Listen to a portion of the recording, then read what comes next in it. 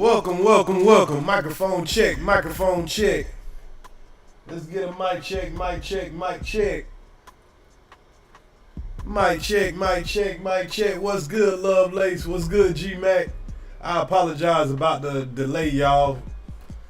I am so sorry. I took a nap after work, man, and I woke up late. And then I had to get my stuff together or whatever. But we're live, we're live. How y'all doing tonight? I hope I ain't too late. I hope I am not too late. Gotta get ready for grandma duties, evening duties.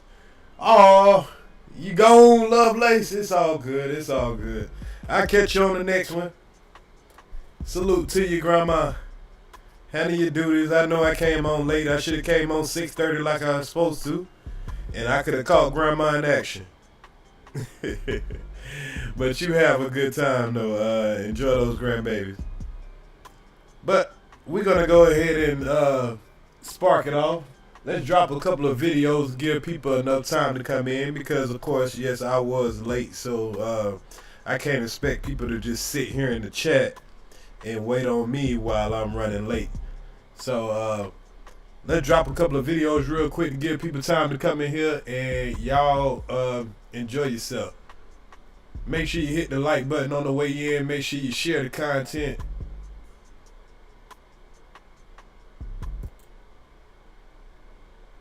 And we're gonna go ahead and get started. Get started. Get started.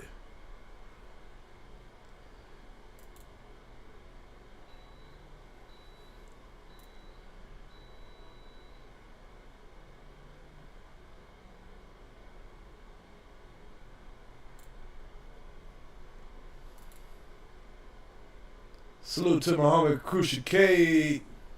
Let's go. I heard them talking out the side of they must do them out them got them. Think I won't pop it in front of them boppers. Make a nigga dance like choppers. Knock a nigga out his boxes. Nigga, how I really be doing this shit. I don't think y'all niggas want a motherfucking problem. Fuck it, hop in the bucket.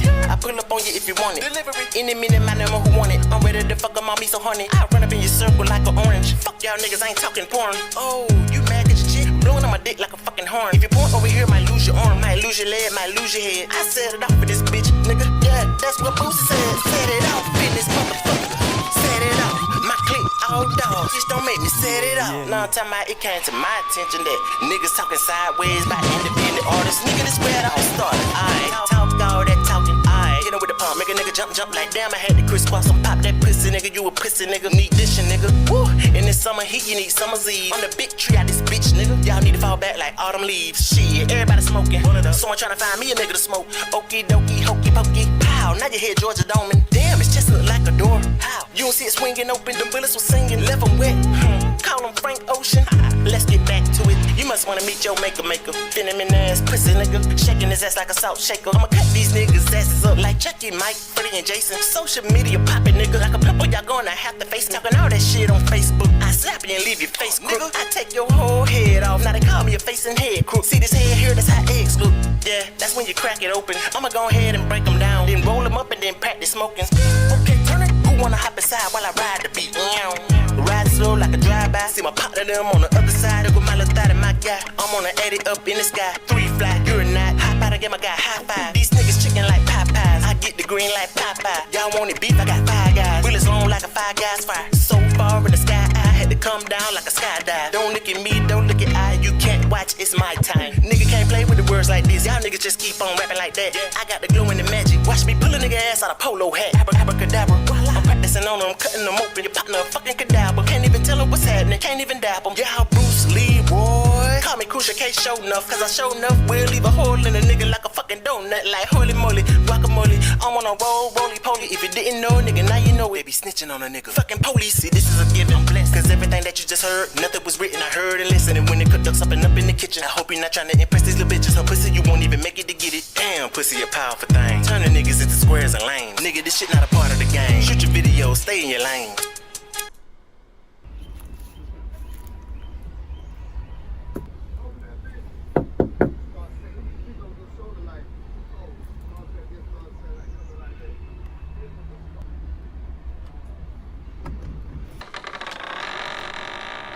Come in, close the door. What's good? What's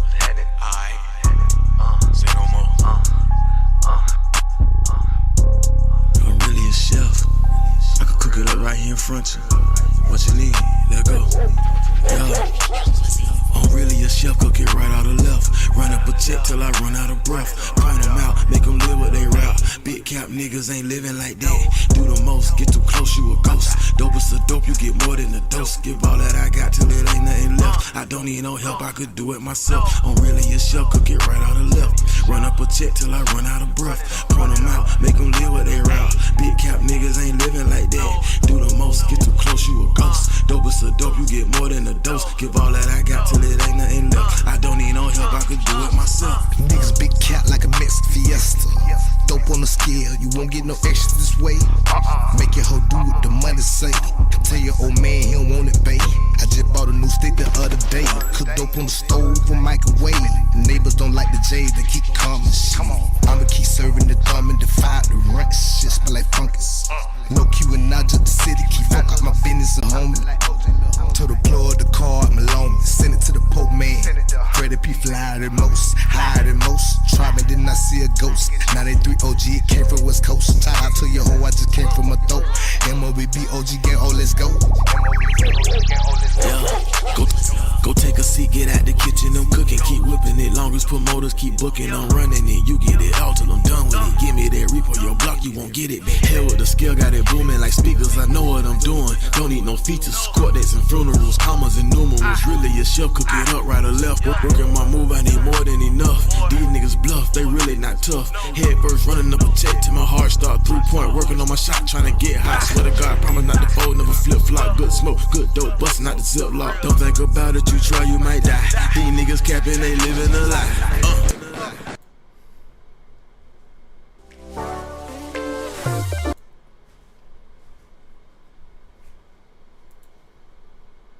So good to be back, this a new year, this is my year, you know it. I'ma be everywhere just like COVID. Turn the rap game into the Squid Game. Line up nigga like a line of cocaine. I'm 912 just like camouflage. I'm about to cause hell and bring pure pain. It's Ocean K. Hating niggas, capping niggas, telling bitches, jealous hoes. They niggas sweeter than jelly rolls. After all these years that I represented, they still ain't showing no love, niggas. So fuck them all with no glove, niggas. Straight raping y'all. They looking for y'all and I done ate them all. Wet day come after Friday. Wet day, mate, that's a Saturday. I'ma kill these rappers on the weekend, so Saturday gon' be a Saturday. I'm about to fuck all y'all pussies up. I'ma beat these pussies up, masturbate. Slap a nigga in the face like patty cake. Like patty cake, patty cake, patty cake. Shout out to Rico, Glenn, kinda youngin'. These rappers starving, man, cook them something, man. Fuck these niggas like a hooker, brother. Call me Crucial Carter like I'm Tunchi, brother. I got a short fuse like coochie cutter. Shout said I'm a dog, I bet I mother. Shoot a bird at your daddy, shoot a bird at your brother. Then kiss your sister, then fuck your mother. Cruise control, she want this one like a fishing pole. I just want that top like a totem pole. She gagging and shaking, called the Holy Ghost. That's murder, she wrote, murder, she choke. They gon' charge me with murder, deep throat. I heard Shawty be talking too much. Man, it should help me as hero. Hey, hold up, wait, y'all about to get 8-8. Beating on my chest like a goddamn 8. These niggas in the city be crashing the bucket. I'm allergic, so y'all can stay right there in the bucket. My cousin be blood and I be like, what up, buzz? They said keep killing these rap niggas, but already, you know that I'm flying on the buzzer. They be all on my tip like a nigga grand hustle. Where my nigga Young Thug at?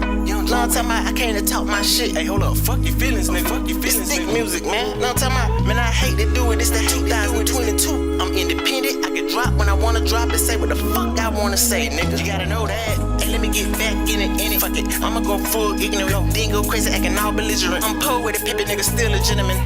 Polo still linen, nigga. Rap Lauren is still dimming. Got the big head like the Blue Benjamin. I'm a Georgia Papa, I'm on full energy. Y'all crack addicts, I'm a rap addict, cause I'm good at it. On a 30th addict. I've been running this game so goddamn long. My legs gone, I need prosthetics. Still running round in circles on them. So athletic, no athlete, but I'm so unique and I'm so elite. Kicking y'all ass and I ain't got no feet. I been up for days, so I don't need to sleep. I'm full off these rappers, I don't need to eat. Get in my belly, but I'm a little toothpick though. For what? Cause I don't wanna hate you niggas stuck in my teeth. Oh goodness gracious, oh goodness grief. Your whole circle green, looking like a reef. I wish a nigga would try me like a tree. I go power banging on every branch and leaf. Can't lock me out, I got the master key. Got beats by the pound like Master P. I'm a soldier, you know my silk shock. My grease stay lit, I gotta keep it poppin'. Just in case a nigga wanna come and get it poppin'. I am already lit, don't gotta get it started. Can't restart it, go retarded. I ain't digging y'all niggas like a motherfucking hoe in the garden. God forgives and I don't. Y'all half of 100, nigga, 5-0. Y'all niggas be telling like 6'9". Then walk around a nigga like the shit fine. It ain't just these niggas, it's chicks too. Middle finger to you niggas and your bitch too.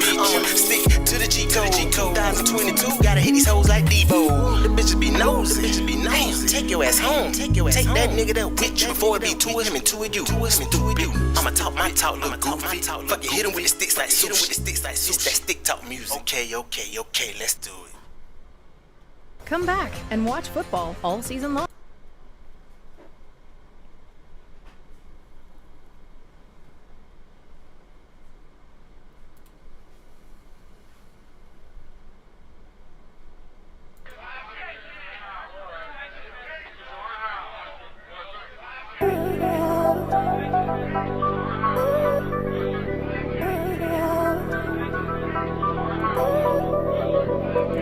All right, y'all. Mic check. What's good, folks? Who on TV? Cheryl Hodges, Jimmy McFly, my guy. What's good? I'ma keep spitting that God flow. I'ma keep spitting that God flow. Spitting that God flow. God flow. I'ma keep spitting that God flow. I'ma keep spitting that. We about to go ahead and get started. Spitting that God flow. You better act like you know, nigga. When I come around with that God flow, nigga. This is the last supper, you look like the last sucker. I'm letting the rounds like this is the last burner. With all of the hating you showing, I'ma keep going and going. Letting the rounds through your head and your chest and your arm. I'ma just take off your goddamn head and your chest and your arm. And everybody looking for your head and your chest and your arm. Run up, get done up, I heat you up like the summer. This nigga hot as a sauna, got your niggas running like water. And I am striking like lightning, everybody look frightening. I'm coming deep as a Viking and ain't no way you surviving. I got them like Jesus Christ, more like Jeepers, creepers. When that thunder go to thump and it hit you like speakers. Don't make a nigga reveal it, cause it's gon' hit him and hit you. I'm talking hit you and hit you won't come as sharp as against you. Gotta make sure that this spit you, sewing it up like a needle. My flow is cold as a freezer, but heating up like a fever. This is the end for you niggas, I'm coming like Armageddon. I am the Alpha Omega, that's the beginning and ending. God created a lot in the beginning, the Genesis. And I ain't changing for nobody, not one damn penny. And you gon' feel this God flow like I am the spirit, giving it to you individually if that's what you really want from me. God flow. I'ma keep spitting that God flow. I'ma keep spitting that God flow. Spitting that God flow. God flow. I'ma keep spitting that God flow. I'ma keep spitting that God flow. Spitting that God flow. God flow, delivering the message, I'm spitting that God flow. Not only am I trying to make you hear it, I'm trying to make you physically feel it. Not saying that I'm a god, but my back is against the wall and all odds. They say that hip hop is dead and over, so I'm trying to bring it back like God is Jehovah. If I gotta go over the hip hop critics, then I'ma keep spitting until you hearing nothing but crickets. I've been spitting these dope lines and giving you dope rhymes, and now it's crunch time, like eating some pork rinds. Focus, open your ears and focus, cause I'ma stay buzzing and keep this fly shit like a locust. Like the Energizer bunny, I'ma keep going and going, and like a river or ocean, I'ma keep flowing and flowing. The rap game is the cup, and I'm the pitcher that's pouring. 22 projects, I am overflowing. I am overflowing. I am overflowing. I am overflowing. You better be ready for the next nigga that's coming, and you better be ready for whatever that nigga bringing. This either nigga that ain't even gonna be playing with you, hitting you from every direction and angle, from your head to your ankles. Not even caring about the angle. I started from the bottom like some goddamn ankles. Gold around my neck like Kurt Angle. They gon' make a nigga bend this game into a triangle. Ever since I've been rapping, I've been keeping that parallel. Y'all keep going in circles, I'm going up vertical. The ones with the talent never get heard. They get looked over, muted, and it just seems so stupid. I wanna get lost in the music off the coast of Bermuda. It might sound unusual, but it's something I'm used to. I done reached the level and the pinnacle of several individuals, including your favorite rappers. Dead or alive, I'm top lyrical. 22 projects. That's God status. With a God flow, I'm going biblical. Super Saiyan flow. I might tell you, and I'm not into you ain't never gotta feel me or like me, but you gon' respect me like a strike and lightning. I'ma speak the truth, sitting around on fire, and I am too hot, and I'm trying to put out. God flow.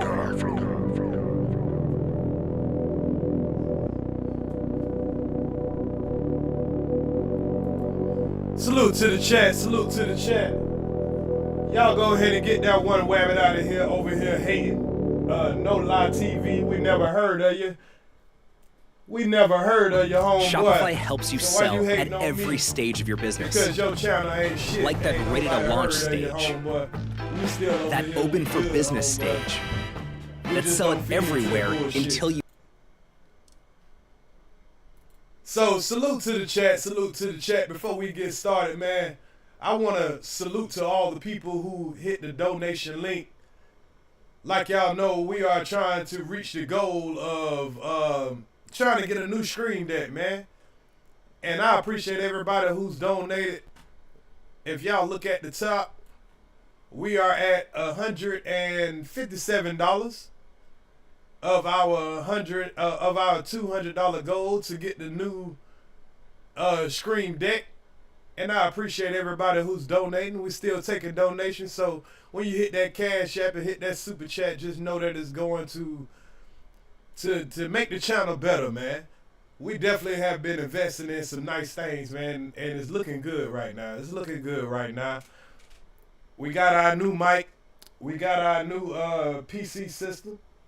And the only thing that we're looking to go ahead and grab after that is the Stream Deck system, just so we could upgrade the stream. And we will be popping.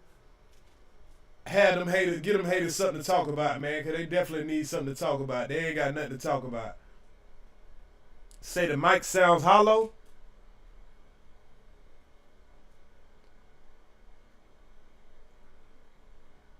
Oh man, here we go with this mic thing again. It sounds hollow. Well, maybe I can make a couple of adjustments as we go. I tell you what, let me bring this mic a little closer to me. So let's do a mic check, 1 2 1 2, mic check 1 2 1 2 before we get started. Make sure everything is good and flowing good. How about now, man? Let's get a mic check. How we sound now? Are we a little better now?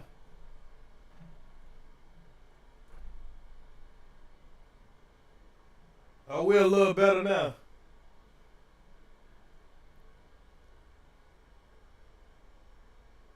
So it's like a large room effect. All right, I tell you what. Let me double check my mic over here.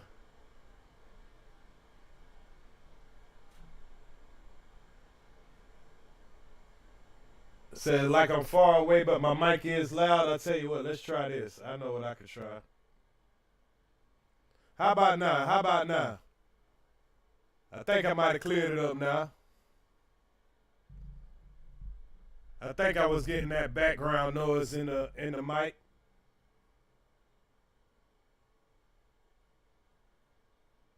It's like an auto-tune slight effect. Mic check, mic check, mic check, mic check, mic check. I'm making some adjustments. Y'all let me know when the adjustment is done.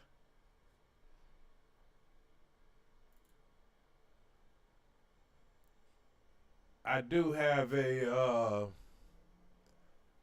voice alternator, but I don't think I'm using it.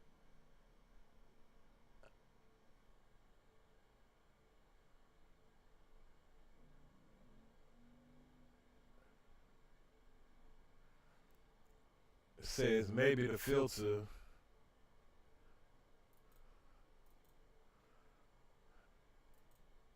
I'm checking, y'all. I'm checking. Hold up 1 second. I'm trying to go through all my voice commands.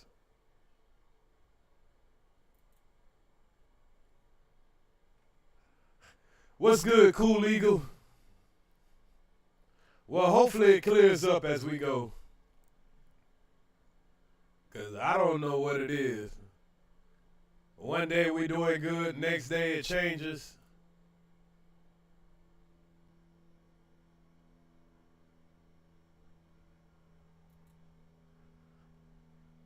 But anyway, let's go. Let's go. I think it'll fade out after a while. It's not bound. Sounds like Eddie Murphy is.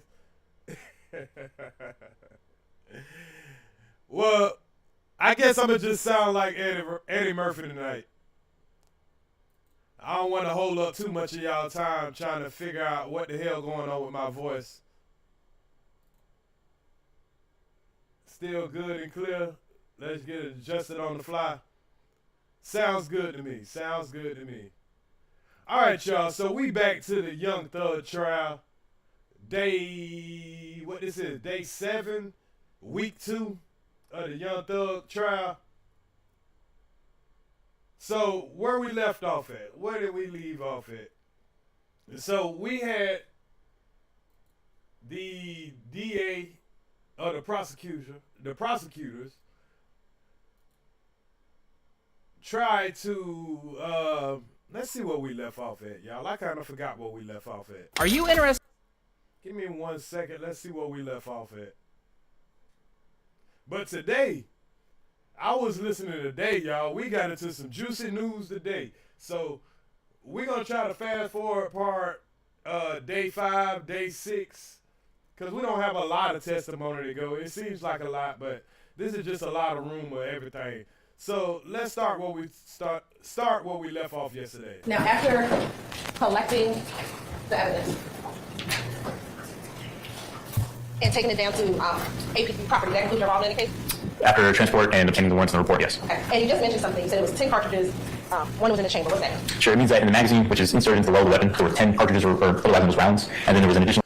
Okay, oh yeah. I had to refresh my memory. Okay, so yesterday we heard about the officer that pulled over the car. The guy, what his name? What his name? God damn, I'm bad with these names. But we had the one guy, one of Young Thug's friend. He was in the back seat. 2 guys in the front seat. No, 1 guy in the front seat, a female in the passenger seat. The police officer came up, testified how he pulled these guys over. The guy in the back seat, apparently he put his gun and his drugs under the seat. We also heard about the white car that got pulled over with the dark window tinted windows, and the young man that got caught with what appeared to be MDMA, which is also known as Molly, in the center console. They pulled that guy over while he was going to Checkers trying to get him something to eat. And what else we had yesterday? Pretty much they telling us all these things, but none of them equate to how these guys are a gang. Now we're learning about a whole bunch of individual crimes, but we're never learning about how these guys have became a gang and how Young Thug is the leader of the gang. So the guy that we got testifying now, let's finish hearing his testimony and see where we at. round that was in the chamber of the weapon, meaning that if the trigger was pulled, it would fire. Thank you. I have a Cross.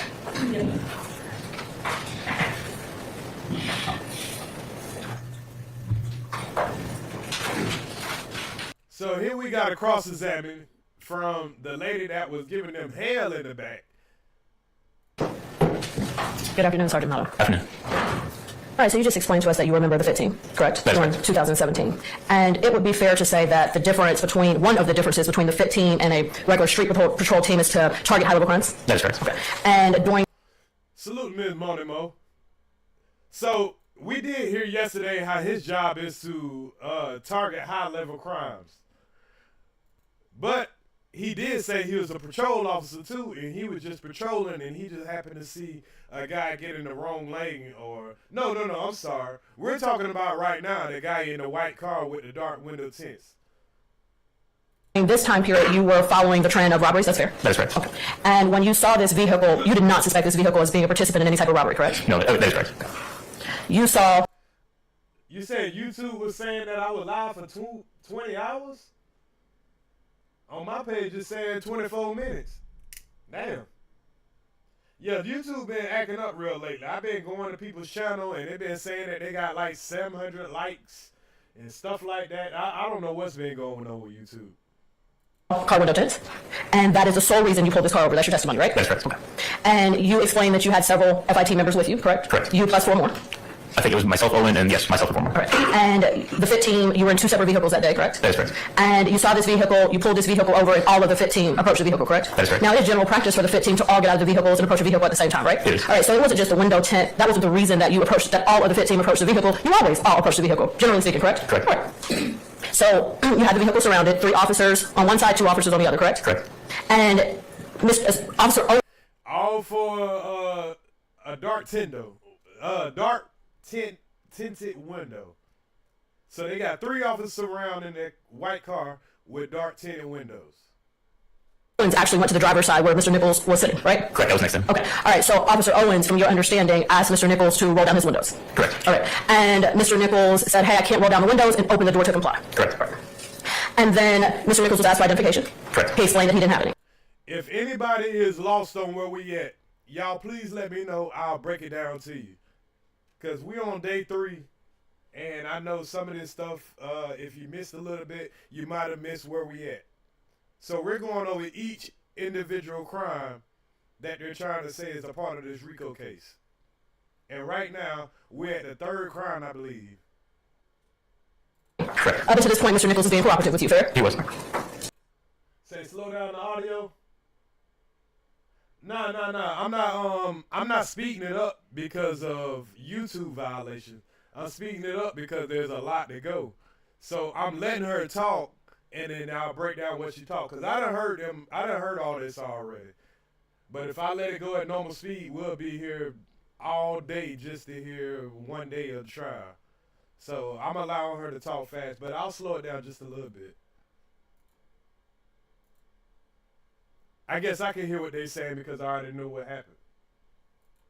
Now, inside of the vehicle, you listed some passengers, 3 black males, Including the driver. including the driver, 1 black female, Correct. and a child. Correct.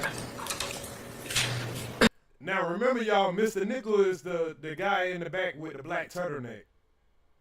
He was just driving. He had his old lady in the passenger seat. He had the guy that's one of the suspects of killing Big Nut, a.k.a. Donovan Thomas. And it appears that he put his dope in a gun under the seat. So this is just one of the overt crimes that they're talking about. All right, so at this point, after Mr. Nichols explains that he does not have his identification, he's detained. Correct. He's taken back to the patrol car. Yes. Right? And you're with him in the patrol car. Yes. All right, so Officer Owen spoke to Nichols, but you took Mr. Nichols to the patrol car, correct? Correct. All right, and you asked Mr. Nichols for his identifying information, correct? Yes. And he gave it to you. He did. He gave you his real name, correct? Yes. All right. Now, while you were in the car, there was another officer with you, Officer Chisholm? Correct. Is that correct? Salute, Crystal Williams. And Officer Chisholm, from your understanding, separated the female passenger from her child and the other occupants in the car, correct? Yes. But y'all know what they never do, y'all? We done heard about several females in these crimes. On the last stop, they pulled over a car. It was a female in it. The boyfriend tried to take the charge. They wouldn't allow him to take the charge. They took everybody to jail. On this situation, yet there's another female in the car, but now there's a baby in the car. The driver doesn't have any license. The windows are too dark of a tint. And they find a whole bunch of what they think is Molly in the center console. Now, it turns out it's not Molly. It's bath salt. So they might have saved some lives because they stopped this dude from selling a whole bunch of people some bath salt. So that's what we're talking about right now. The white car with dark tinted windows where 3 people went to jail. And there was some Molly, what appeared to be Molly, found in the car. Yes, and she had a private conversation. Yes. One that you weren't privy to. That's correct. Okay, let me ask you about that. Body cameras, it was body footage of this traffic stop, right? Yeah. Am I low? Is my mic low, y'all? I can turn it up just a little bit. I'm trying not to be too loud in the mic, but if I'm too low, refresh your screen one time, Miss Monimo. Yes. Okay, and body footage lasts for 5 years. Depending on the case, yes. Depending on the case, but in this case, the body camera footage was supposed to be retained for 5 years, correct? Correct. Right. So in this case, was originally indicted May 9th of 2022.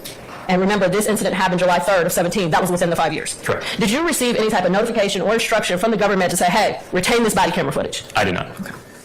Do you know if any other members of the 15, and this is just to your knowledge, do you know if they were told, hey, retain this footage? To my knowledge, no. All right, so the car was searched.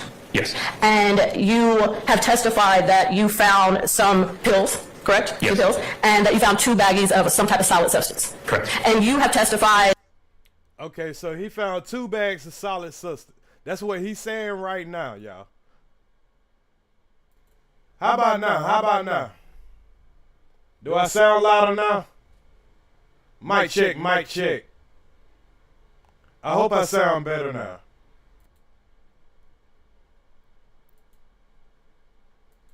Suspected substance because you don't know, right? You're not the GBI. Correct. You didn't test these things. No. Said whatever I just did. Whatever I just did. Did I just turn it up? Because I just turned my mic up just a little bit.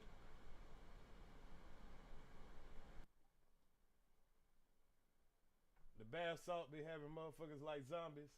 Yeah, that's why a lot of these, okay, cool. Yeah, a lot of this so-called Molly nowadays is bath salt. And them bath salt had these niggas like zombies. Hey, y'all fucked up. All right, now, several individuals were arrested, right? All of the adult passengers. Correct. All right, let's talk about that a little bit. Miss Pierre, she was the registered owner of the car, correct? All right. And Miss The woman was the registered owner of the car. Take note of that.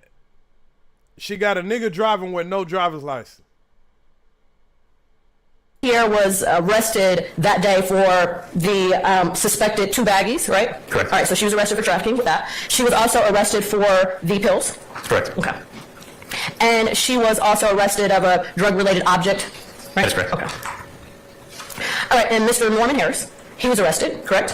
All right, and Mr. Harris, he was arrested for the pills, right? He was. Okay, stay like this. If I'm good right now, let me know. Because I'm not adjusting it no more. I think y'all say I'm good. And he was arrested for trafficking in illegal drugs, correct? He was. All right. And Mr. Harris was later, from your understanding, was later indicted for the firearm, but you did not arrest him for possession of a firearm, correct? From the information that I've gathered since, correct. All right. And so that was not your decision to arrest Mr. Harris for the firearm, correct? Correct. All right. So that would have had to be the prosecution. You had nothing to do with that. That was not my charging. All right. And Brandon Warren, he was arrested. He was. Let's talk about that briefly. Mr. Warren was arrested for trafficking? He was. So that's the 2 baggies, right? And Mr. Norman was arrested for the suspected... No, the bath salt is not the drug. MDMA is the drug. That's Molly. But what this young guy had, he had something what they thought was Molly, but when they tested it, it turned out to be bath salt. That's where we at. pills. He was. All right. And Mr. Norman was also arrested for the drugs in a different container, correct? You said Mr. Norman that time. Mr. Warren? Yes. Okay. And Mr. Warren was also arrested for possession of a firearm? He was. Okay. And then Mr. Nichols was arrested? He was. Okay. So they arrested everybody for the same damn thing. How can everybody be charged with one gun and drugs that's in the center console? Well, that's when somebody won't claim their charge. Now, officer, let me ask you this. You did not arrest Mr. Nichols for anything gang-related, correct? I did not. You did not. And you did not arrest any of... And here comes the point right here.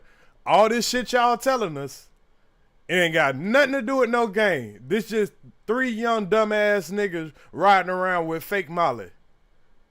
That's it. This ain't got nothing to do with no gang. But let her dissect this shit. The individuals in this vehicle with any gang charges, right? I did not. Okay. And you wrote a report in this case? I did. And you're trained to write reports? Correct. All right. And you're trained that if you need to supplement a report, that you can supplement a report, correct? That's correct. All right. And you're trained on how to write an affidavit for a warrant, correct? And you are trained to how to write a citation, correct? All right. So in this case, you wrote pretty much the list that I just gave you, right? That's correct. All right. And in any of the reports or any of the list that I just gave you, you did not report anything in reference to any type of gang activity with this traffic stop, correct? I did not. All right. And you didn't report anything in reference to any type of gang activity in reference to what you seized, correct? Correct. All right, so gang just wasn't mentioned, correct? All right. All right, just a few more questions. Y'all notice they make that point every time the defense come up? So you never wrote anything about a gang in your police report. This is the 3rd story we heard where they coming in court speaking this gang shit. But when it came down to writing the report and the incident actually happened, they never said anything about a gang. But it's funny that they coming in this courtroom talking about this gang shit. You're aware that Norman Harris pled guilty to possession of a firearm in the drugs, correct? I was not aware, no. You were not aware of that, okay? Yeah, Crystal, they getting high on bath salt, but they don't know it's bath salt. They thinking it's Molly. So it's a lot of people thinking that they smoking or taking Molly, but they're really taking bath salt.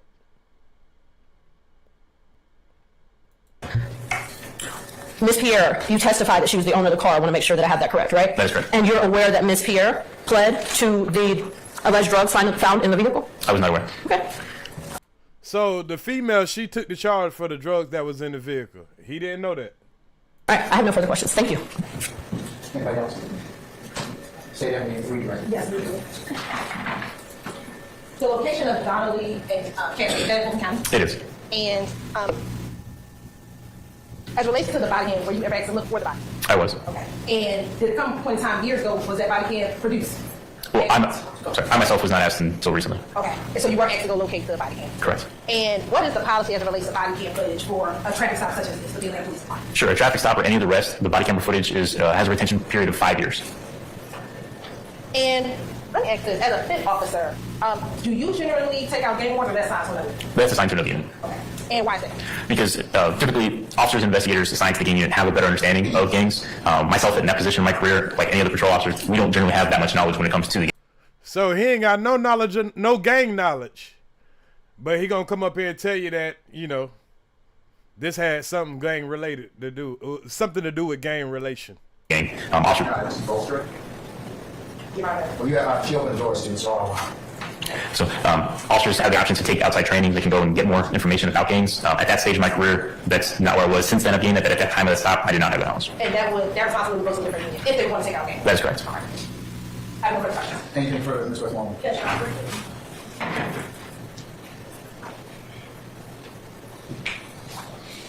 Oh, she back. She Sorry, back to madam. cook some more.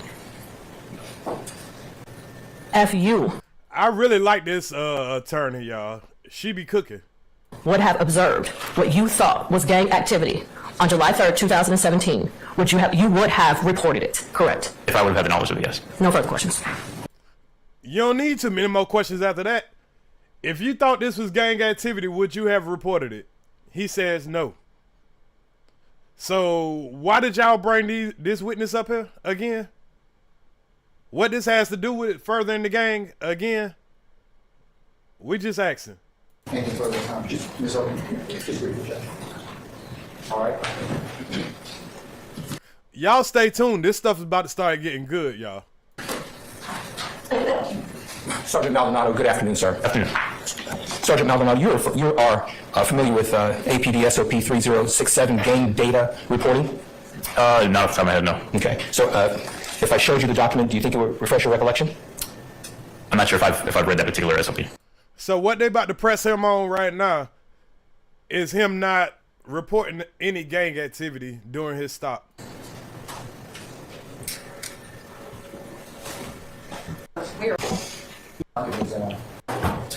Sergeant, I'm showing you the of that particular SOP as a veteran with the Atlanta Police Department.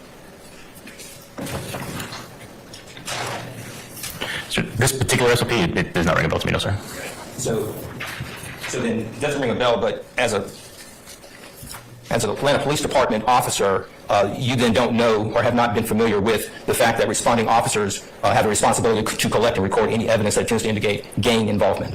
Through regular training, but as far as reading that in the SOP, no, sir. Okay. Are you required as a sergeant with APD to be familiar and abreast of the various SOPs within your agency?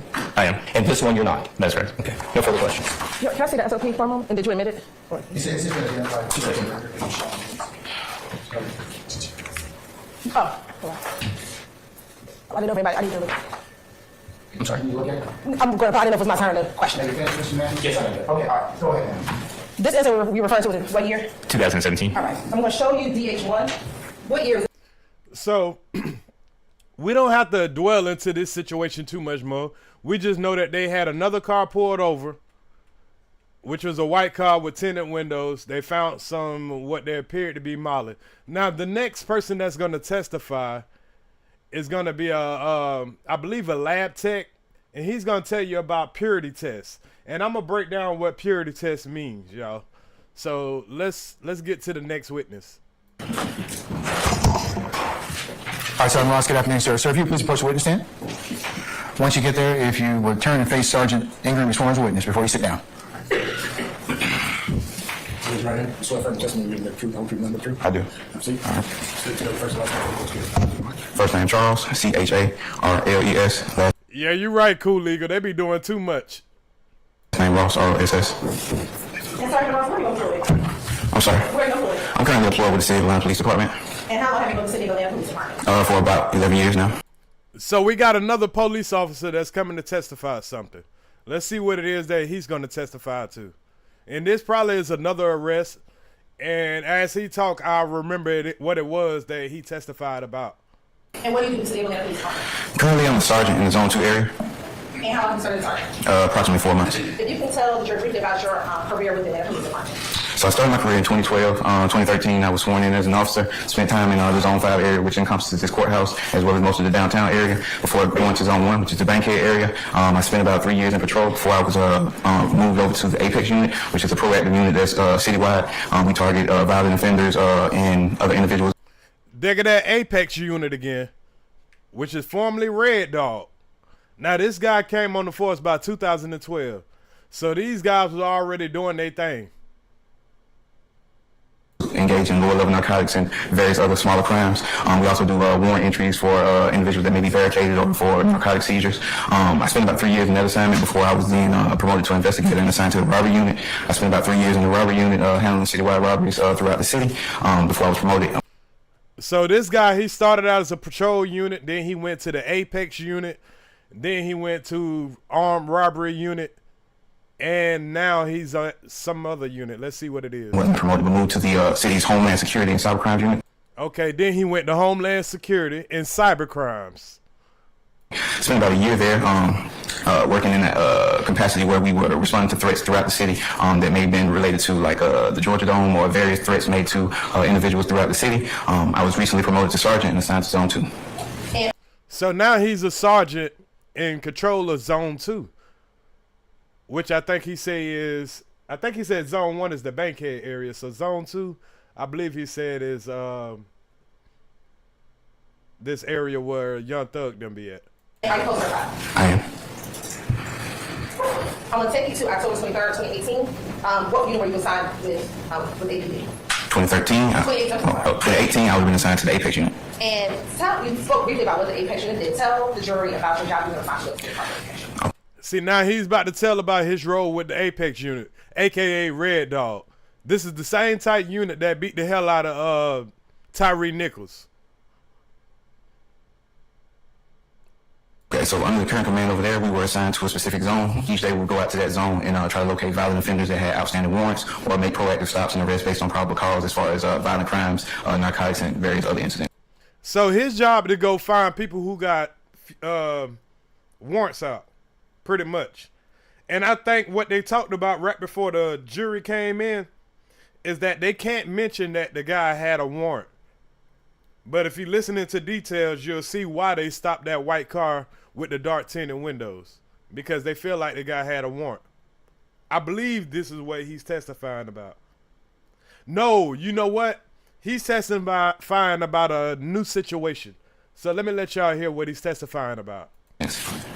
And in order to kind of stop these type of crimes, were there any investigation tools or things that you use in order to assist you on identifying the target crime locations, something like that? Yes, I'll sustain this form. You can rephrase. Did you use any investigative tools? Yes, one of those tools being social media. And why was social media helpful for you all? To me, social media was like a huge impact. It was a way to reach out and, find a lot of the individuals because... Okay, so pretty much this officer here is one of those officers that just sit around and watch YouTube or watch Instagram and all that, waiting for a nigga to slip up.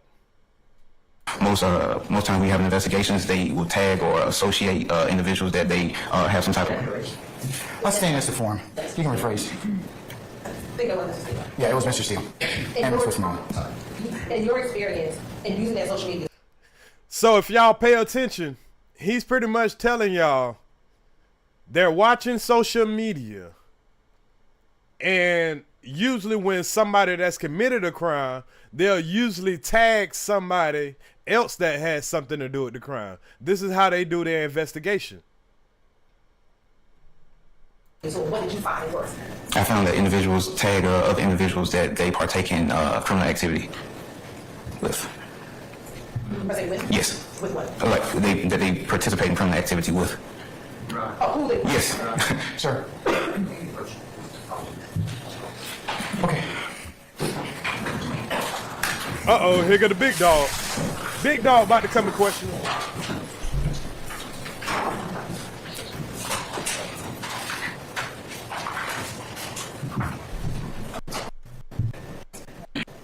Oh, never mind. My bad, y'all. You hadn't, it was reported criminal activity? Yes. Okay. Taking you to October 23rd, 2018, did you have the occasion to encounter Cornelius Nichols? I did. All right. So we're talking about a new situation right here, y'all. This is a situation that happened in 2018. Prior to interacting with him, had you seen him previously? Yes, via social media. And where on social media did you see him? On an Instagram page that I believe to be associated with Mr. Nichols. Okay. And So we're talking about this Mr. Nichols guy. And he's about to tell how he saw him on social media, and that's when they decided to go pretty much make an arrest. Because they saw him on social media doing something illegal. why did you believe that social media page should be associated with him? After reviewing the page, he had various photos of himself on the page, as well as he posted video stories that encompass, well, I'm sorry. Faces? He doesn't know. Lack of foundation, speculation, relevance. He doesn't know who's supposed to work. The foundation's I'm gonna sustain objection. Not knowing who posted Mr. Nichols was in the videos. And was it on the page believed to be Mr. Nichols? Yes. Okay. And did that page have a name? Yes. Okay. And I guess was that like an Instagram handle? It was. Okay. What was that Instagram handle? The Instagram handle was bitch, it's Quay. Okay. Or Qua, I don't know how you pronounce it. And is that BITCHITSQUA? Yes. All right. And did that... So the young man had an Instagram page that was called Bitches Quay. And a lot of the pictures on there was him and his homeboys, a lot of shit that he was doing. So they believe that this is his page. But what the defense is going to do, they want to try to establish that, hey, how do you know that this was his page? This could have been anybody's page. That's pretty much their argument. Person who you interacted with on October 23rd, 2018, did that appear to be him? Yes. One of those videos? I'm over with objection now. I think my first question was, did you interact with him on that day? Yes. All right. And did that appear to be the same individual in the video? Yes. All right. Tell me, how did you see Mr. Nichols on social media on October 23rd, 2018, or a video of Mr. Nichols on that day? Yes. All right. Tell me, how did you come to see that social media video? Well, I looked on Instagram and I noticed that there was a story attached to Mr. Nichols' page. After pressing the story, it began to display the video. Okay. And I know what the story is. Maybe our viewers all know the story, but when you say so, what are you referring to? I got you. So Instagram has like a mini video feature where around the icon of a person's profile photo, they can attach videos throughout the day of various things. It could be sports, it could be actual videos that they took of themselves. All kinds of things can be posted to the story, and I think it's retained for like 24 hours, or unless they delete it. And what time generally did you get to work back in 2018? What time was your shift? Depending on the call, it would have been between 2 o'clock and 4 o'clock, and I would have got off around 10 o'clock or midnight. And what, if anything, did you see on his Instagram story? So once the Instagram story began to play, I saw the male that I believed to be Mr. Nichols at the time before actually meeting him. He was inside of a vehicle. It appeared to be a Chevy, gray in color. He was sitting inside the passenger seat of that vehicle. Next to him was a red bag.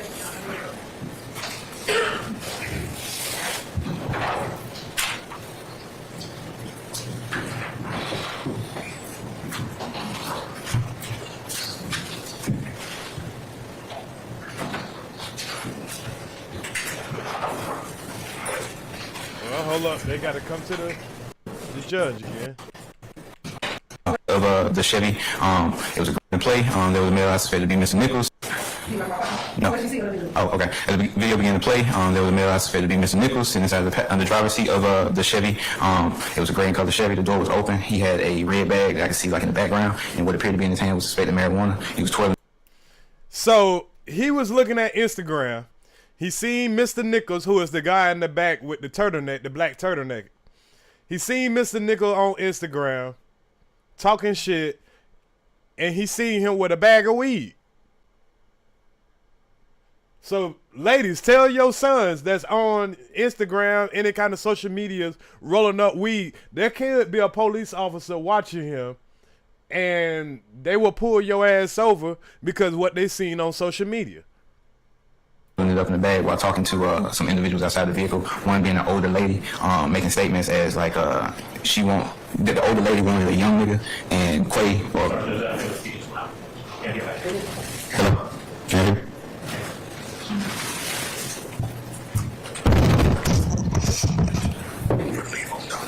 I got you.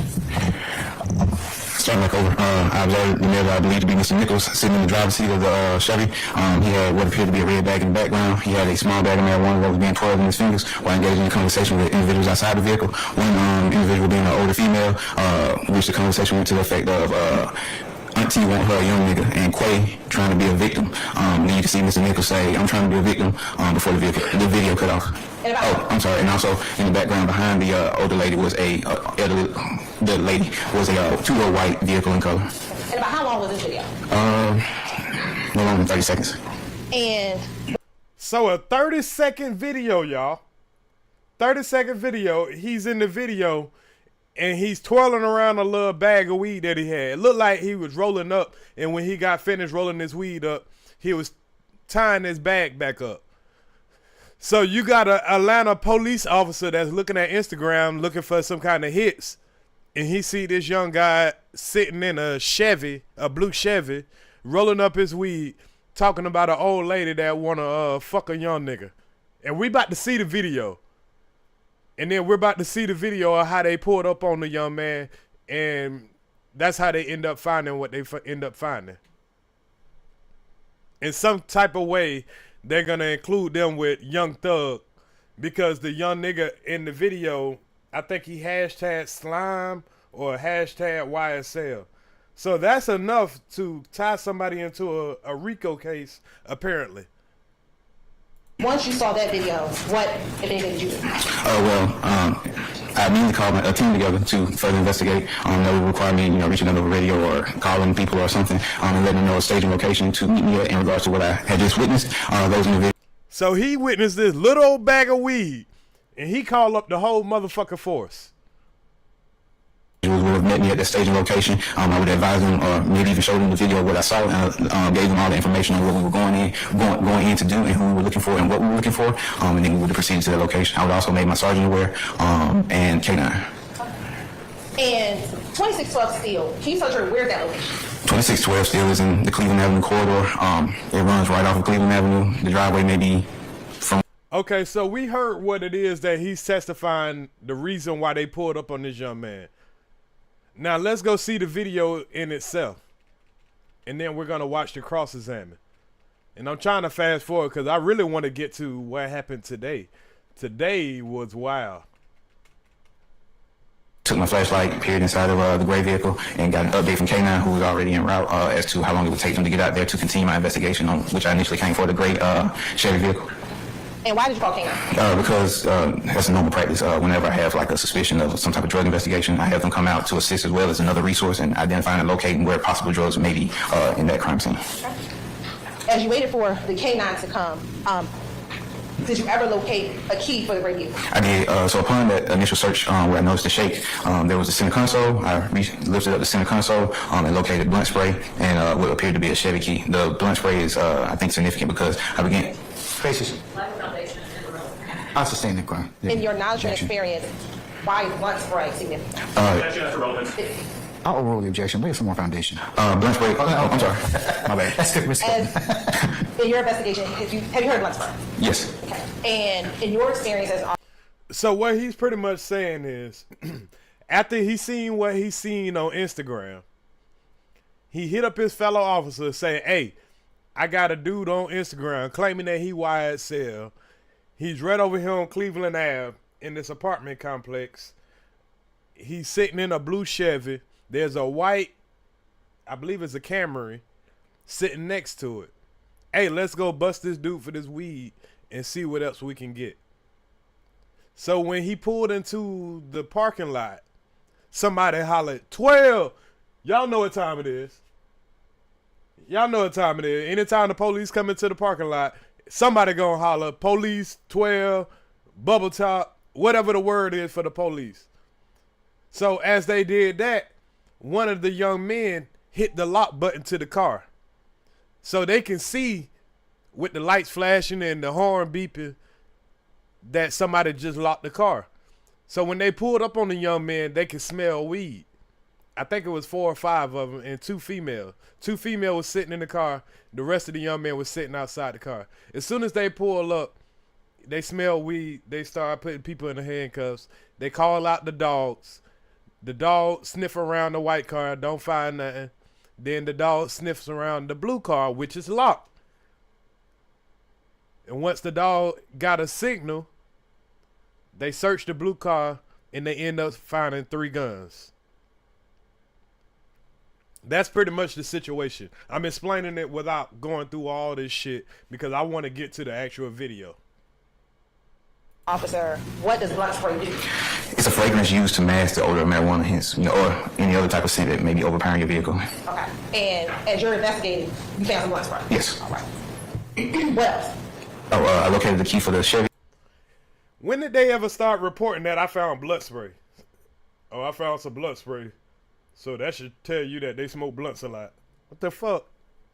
Man, they need to go ahead and legalize this shit. And that was all. Where was that key located? Hey, what's good, Lovely Givens? It was inside the center console of that Toyota Solara. And was that center console, was the door open or closed? I believe it was closed, and I opened it. Once you saw the key, what did you do? I stepped away from the vehicle. I believe I asked the individuals if the key belonged to them. I believe so. All this happened around the same time. And did anyone take ownership of that key? No. This is why if you out smoking weed with somebody, hanging with somebody, and you know you got shit in your car, say you pull up on your homeboys, you got a gun in your car, you got your dope in your car, you need to park across the street, park down the road, take your keys out your pocket. Because the police pull up, they smell that weed, and they find you got a set of keys on you, and they unlock your door, they can go and search your car because you're smoking weed with somebody else. I'll sustain the question. Just rephrase it, please. Did Mr. Nichols take ownership of the key? Did you speak with any of the individuals out there? I did. Miranda is the owner of the vehicle. Basis. Is it about the hearsay violation of the competition? All right, we're going to fast forward a little Counsel bit. me. She said that she did not know where the keys came from. She doesn't necessarily know where the keys came from. She said that she did not know where the keys came from. She doesn't know how the keys got into her vehicle. She advised. She don't know how the keys got there. This female was solid now. She could have snitched. That she was looking at her cell phone when, I guess when we arrived, and did not notice when anybody would have placed that key in her vehicle, as well as she did not notice when anybody.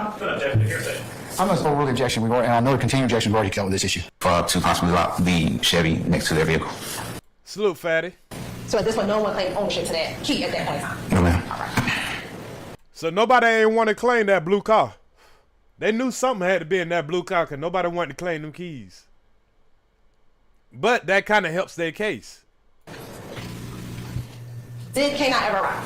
K9 did arrive. Okay. What happened once the K9 came out? I believe Officer Cornelius, I gave him a rundown of what happened, or I asked him did he have the general gist of why we were out here, what was going on. He then deployed his K9 and allowed his K9 to conduct an investigation around the general area before being led to the the gray Chevrolet, and the dog began to... We ain't seen this dude here got up yet. This dude here in retirement mode. He like, man, I ain't saying shit. I'm gonna just play this trial out, get my money, and get the hell on. I nibble at the door handle and then jump up and scratch the door, which at that point he notified me that the dog had alerted on the...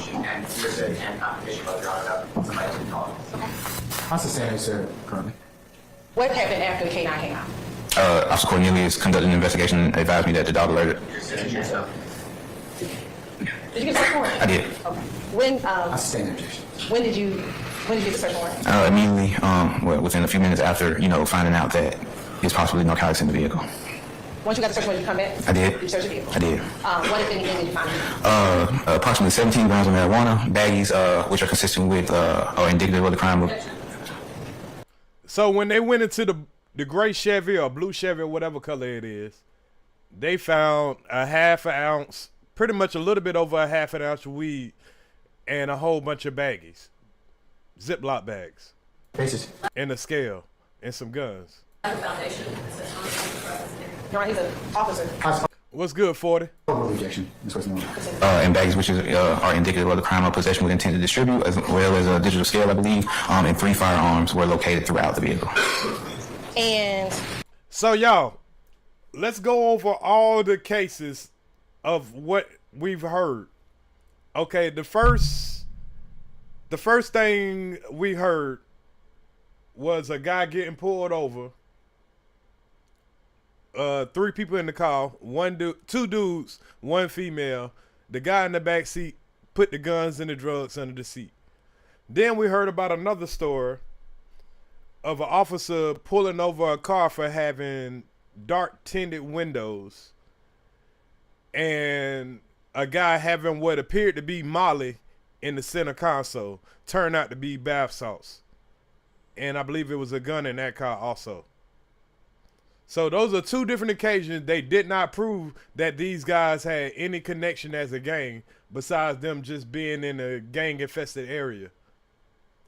None of these situations that they wrote in the report that it was a gang situation. Now, we also had another situation where a lady got carjacked from coming from the strip club. Was a manager at this strip club. She got carjacked. They found her car. The guys who were around the car supposedly ran up to the undercover officer throwing up gang signs, flashing a gun. They ran when the backup came.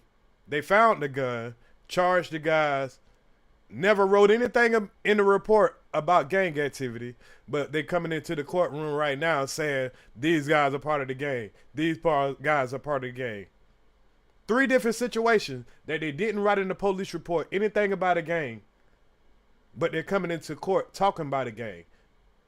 But it sounds like we have 3 different situations of people committing criminal acts, but you can't say that they did it to further the game. And the defense have been doing a great job of disconnecting the gang talk and these guys just committing individual crimes. So it's kind of looking okay for, you know, as far as the conspiracy charge. Because do you think Thug knew about any one of those crimes that I just mentioned? Any one of these crimes where they done had the officer, they done had the, they never had the defendants. Some of the guys that they're talking about not even in the courtroom. These are supposed to be the overt acts. Let me ask you this. The video, the Instagram video, did you download it? And now we're talking about an officer that was looking at Instagram, seen a 30-second video, seen a young man sitting in the car, flirting with an old woman, rolling up a blunt, and he seen in the background a little bag of weed. So he calls up a whole fucking task force, pretty much go rush these guys, find weed, find a blunt on the ground. Another car was locked. They used the dog to sniff around the car. They found the keys in that car of the female. They're not saying it's her shit, but you found the keys in her car. You didn't see anybody moving to put those keys in there. So you don't know whose shit that is. Then it depends on who name that car is in. They searched that car, find 3 guns, some weed, and I guess since the dude was on this Instagram saying YSL shit, slime shit, Young Thug knew about this, and all this is an overt act to further the gang. That's what they want us to believe. That's what they want the jury to believe. So far. I did. Okay. And as well as this incident in its entirety, was it recorded? You said body cam? It was. And was the entire incident recorded on body cam? The incident was recorded on body cam? Both the first part as well as the search warrant? Yes, my initial investigation as well as the search of the vehicle. And have you had an opportunity to review both the Instagram video as well as the body cam footage for this incident? I have. Y'all permission to approach? All right, y'all, let's get into the evidence of that video footage. They're about to show the video footage so we can see it in live time. 35. All right, ladies and gentlemen, how about we take a little comfort break, let you stretch. They took a little break. They take a lot of breaks. That's why these things be saying that they're going to take a long time, but these jokers be on break like a motherfucker. Okay, here's the video of what actually happened. Yes, ma'am. So this is the Instagram live, y'all, that he saw. This nigga was looking like Uncle Suge, but y'all know how Suge be seeing all type of shit in your background? She want her young nigga and call you right here. He trying. This the video. Prepared to play Exhibit 68I for the jury, is that correct? Yes, sir. All right, you may publish it this time. Auntie right here, talking about she want her young nigga and call you right here trying. He trying. Call you right here trying to get in. Auntie saying she want her young nigga. Man, show it, man. My boy, man, I got a partner.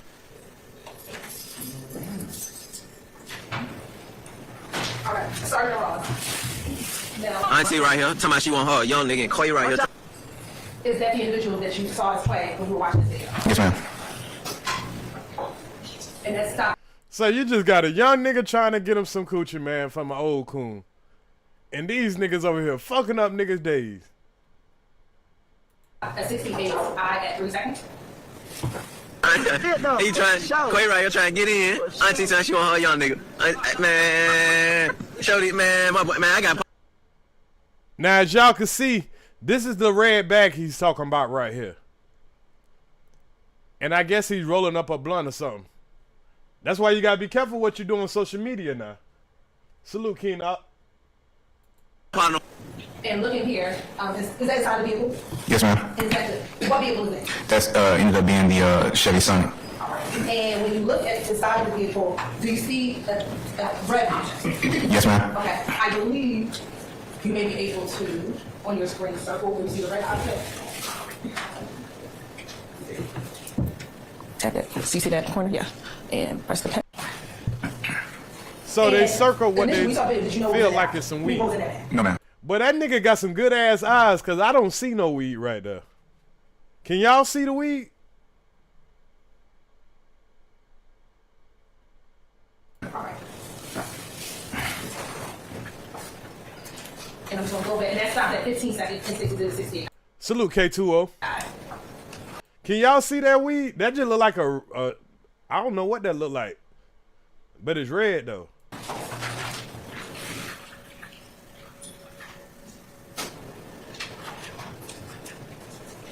Quay right here trying to get in. Oh, okay, I see. Y'all see how he's twisting the bag? Look how he twisting the bag. It's like he closing the weed bag. Quay right here trying. Right there. Look right here. Get in. Can you see what's inside of his hand? Briefly, is what I saw is what I believe to be suspected marijuana. And where do you see what you believe to be the suspected marijuana? If you could go back, but it's right there in the hand. I'll overrule your objection. Since you have two circles on the video, can you distinguish or cause one to go away? Okay. So go to your eraser, which is the second. Okay. And then you can, okay, there we go. So you erase this one and then draw a new one? Yes. Okay. Then go back to the pen. And this is that initial video. This is that initial video that you saw. Yes, ma'am. You're right, now of course I'll play the second exhibit. On the CD, excuse me. You have a continuing objection. Yes, ma'am. So noted. Okay, so that's the video that they saw. Now let's go to the video. After they saw that video, this is what they did, y'all. This is how petty these motherfuckers is. They see a video with a little ass bag of weed and a little nigga trying to get some pussy from an old coon. And these niggas went and loaded up. Within 20, 30 minutes. They on their way. About that weed. Driving. What street are we looking at? We're facing Cleveland Avenue is running to the left and to the right. Directly across the street is Steel Avenue.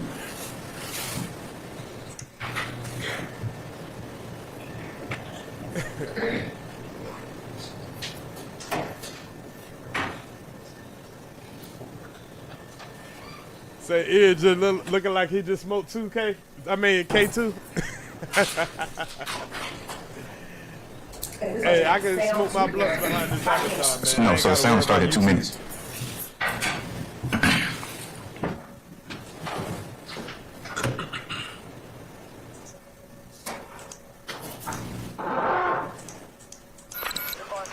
Fellas, what's going on? Who got the weed over here? Nobody? Now see how he pulled up on these dudes? He pulled up in the apartment complex. Somebody hollered 12 out the gate. The little nigga hit the lock right here. So they seen these lights come on and the horn bump. You know how I do when somebody hit the lock button. They jump out on these boys. These the definition of the jump out boys. Talking about where the weed at. They already know the little nigga over here that was just on Instagram. They just seen the weed in his hand. So they ought to know it's some weed over here. They ought to know it's weed over here. And this is how niggas trap all the time. You sit outside, keep it dope in your guns in the car. Which I don't know how you gonna get to him if a nigga pull up on your ass, but it is what it is. But this is how niggas think they safe. Just chilling. Car be sitting right there, but this car should be sitting across the street somewhere. These niggas made a rookie mistake. Yeah, it's coming from right here. I ain't crazy. You don't smoke no weed? How about you, man? They done blocked out the motherfucking getaway. Man, them niggas should have ran. But it's coming from right here. Do me a favor, I'm going to detain you, man. Step up, step up. Step up. That's the first thing he did when he pulled up. He said, I'm gonna do something. I'm gonna go ahead and detain you. He was already looking for this dude. This is the dude off of the camera. This is the dude in the back of the courtroom right now with the turtleneck on. So they already came there looking for them, acting like they just pulled up and they just smelled weed all of a sudden. They was already looking for these niggas from Facebook. I mean Instagram. Because this whole area smell like weed, so we're gonna detain all y'all. If I can search you, that's fine. We'll get to that. I'm not locking you up. Listen to me. I'm detaining you. Your Honor. I'm detaining you. Detaining me. Yes, I have an objection. Continuing objection, ma'am? Well, just We have no one taken up already? further hearsay objection. Oh, rule All right, objection. thank you. Okay. Because you're not going to jail. You're not under arrest right now. You got me? You understand? All right. Hold him tight. Ma'am. That's the only person they put in handcuffs. Ain't saying nothing to them. This man ain't did nothing.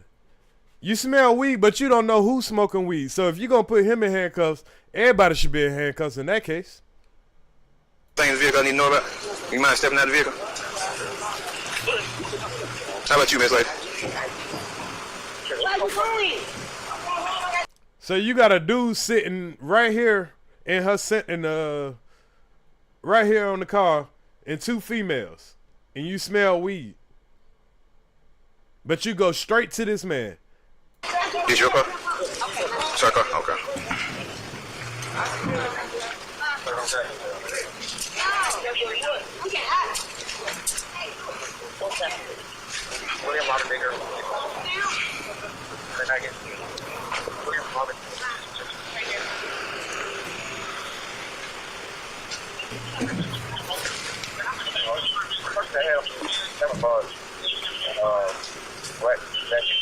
Now, I might have skipped past it when he was talking about it, but he's about to find a little blunt that's on the ground. That's all he gonna find in here. A little blunt that's on the ground, and he gonna find them keys. He really want to get into that blue car. Oh, Yeah, great car. It's a blunt right here on the ground. On the ground, there's some shake all in this car. In one of the cars over here. It's a blunt on the ground. It's some shake in the car. He pick up the blunt. So obviously, who's smoking the weed? The female on the passenger side. You should be writing her a ticket and getting the hell on. Pretty much. You found the weed. You said somebody was smoking weed. You find the weed on the passenger side. There's a female over there. Why do you arrest the only dude there? I'm just saying. That's how they gonna look at it.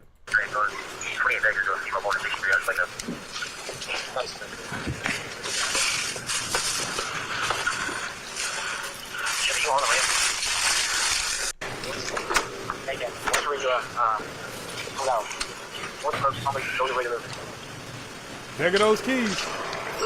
There go those keys. He didn't grab those keys immediately. They had to think about it for a while. Oh no, he did. He did. My bad. Oh boy.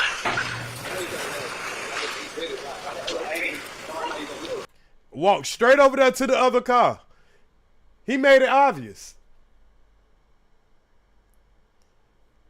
Because obviously they knew that when they pulled up and somebody said 12, old boy that was sitting in that damn, in the door, he locked the door, gave the old girl, she put those keys in the motherfucking glove compartment. Or in the center wrist. Salute, Halim.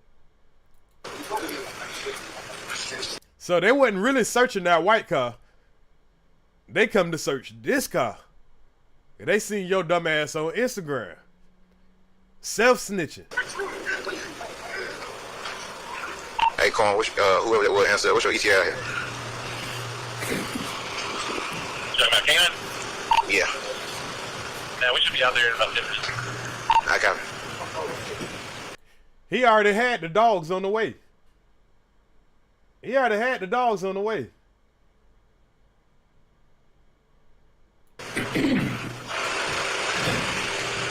Bro, y'all was that 26 well still? Yeah. You know that's it. But I got, The females over there like, man, we over here hanging with these hot ass niggas. Nigga, it got me fucked up trying to come over here and smoke with these niggas. 3. There's another group of guys, about 4 more guys that's not in handcuffs standing out around here. As soon as we pulled in, they locked the door on the car.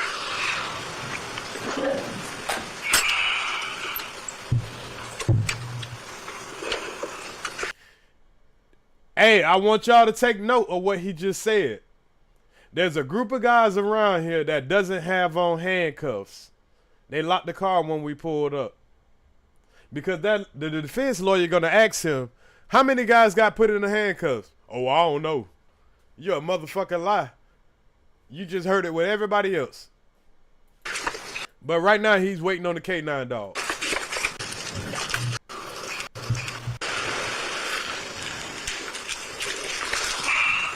So he went and got an evidence bag to put this little old blunt in.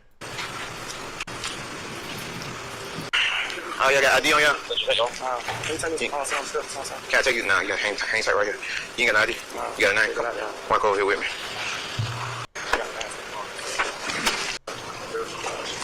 N-I-R.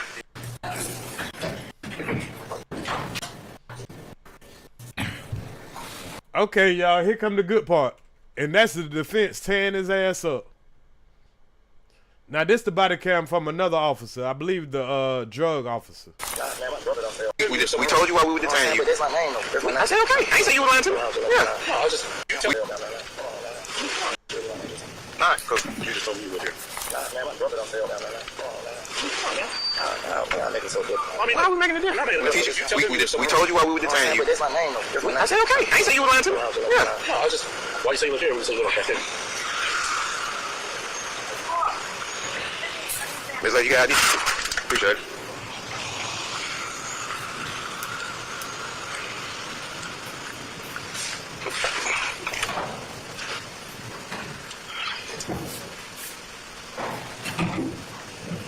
Now they running the females ID.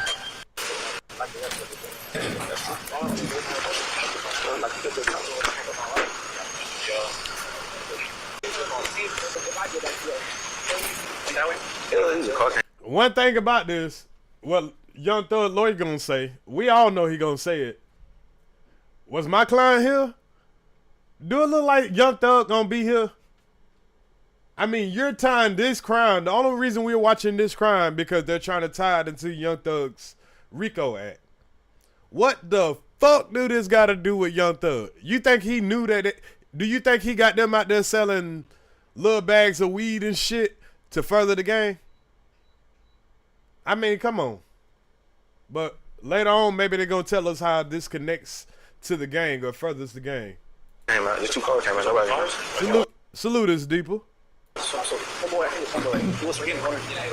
Yeah, somebody will. But no, it wasn't him. And then when I looked down, I saw a guy, I saw his shadow, he was gone. So he was running. Yeah. So I don't know, that's why I was trying to get you guys to go. Yeah, we didn't see anybody running. All I saw a couple guys walking this way, but I don't think they came from here. I think they came from the gas station back there. That's why we were side over here. What is sun? Yeah. So we came in, see what we get out of it. Got a little bit of weed right there, but that was it right now. It's shaking their car. What's calling the the Chevy Charger or whatever. So he was just saying, because like they won't come in. Chevy, they're locking some people. Oh, that one? Yeah. Yeah, he said he'd be here in 10 minutes, so. Is this? Oh, he looking under the car.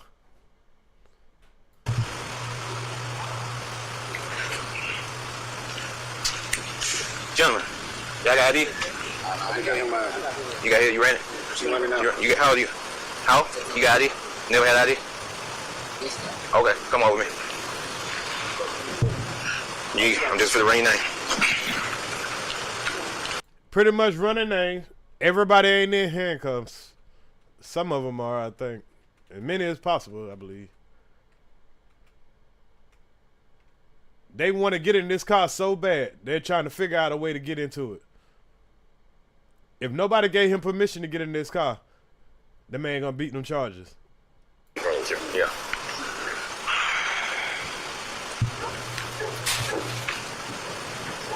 Shit, the blunt and all the blunt, the actual blunts that they broke down right there is proof that we ain't crazy. I know I ain't crazy, man. I smell weed. Then everybody holler, oh, I don't smoke. Okay, somebody do. Yeah. There's no thing, it's like you're searching for something. We're not saying it to work out. Exactly.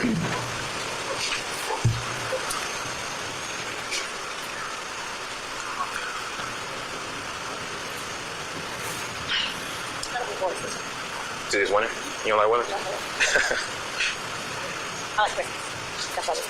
Because you get gifts? No, I just like Christmas time. Oh, okay. I'm a in the spirit kind of person. So you decorate? Mm-hmm. Okay. Cool, stockings up and everything. I like florist cookies because they don't get... Nigga over here flirting and shit. They done fucked up everybody tonight with this shit.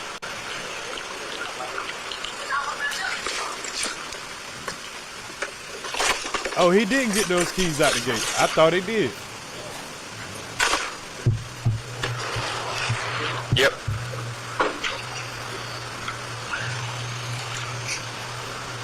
They pretty much showing that they did an illegal search. I mean, yeah, you did get something off the street, but it was an illegal search.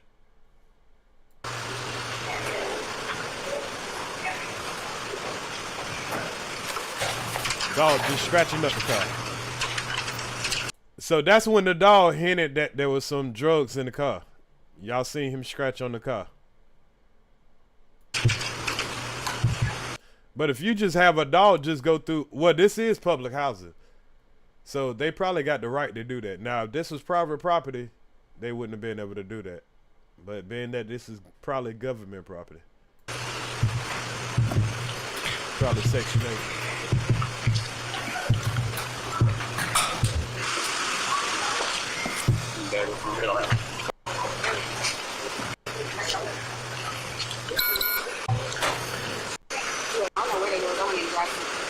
So what do your keys look like? Gotcha, hang tight. Take one step back from me, Chief. Appreciate it. You can have a seat on the ground if you want to. You want to sit right here?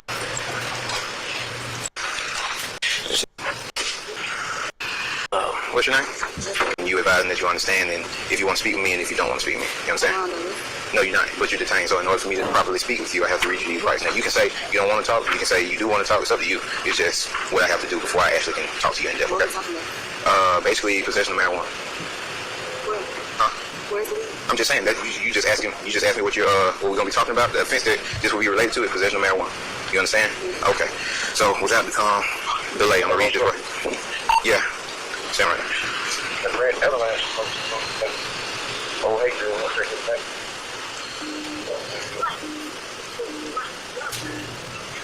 They talking about a red avalanche. Somebody done got away. Somebody paying attention. I mean, y'all know how the hood be. Yeah, I got it. Hang tight. Alright.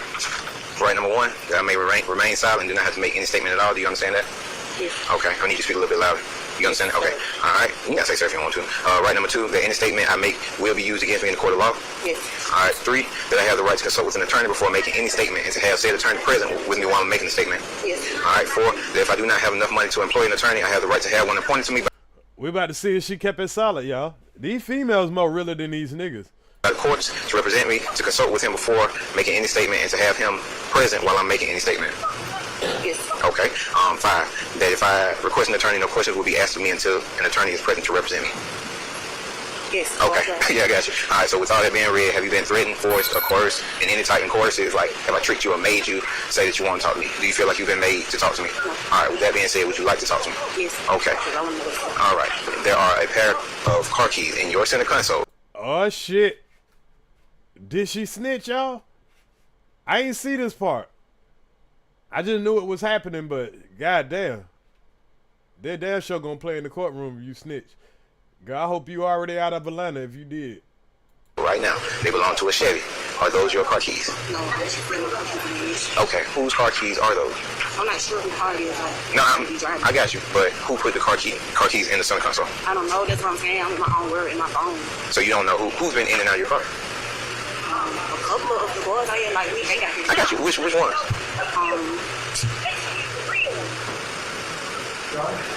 The young man is detained right Yes, there. Mr. Sharp. With the fatigue pants on, guys. Yes, hold on, pause. Basis? Overruled. May continue. Overruled. Yeah, was sitting in your car when I got there. Was he? I got you. So he's been in your vehicle. Okay, got you. Anybody else? Who else? Nobody else has been in it besides him, you, and the female that's with you. Oh, it's open again. My doors are open.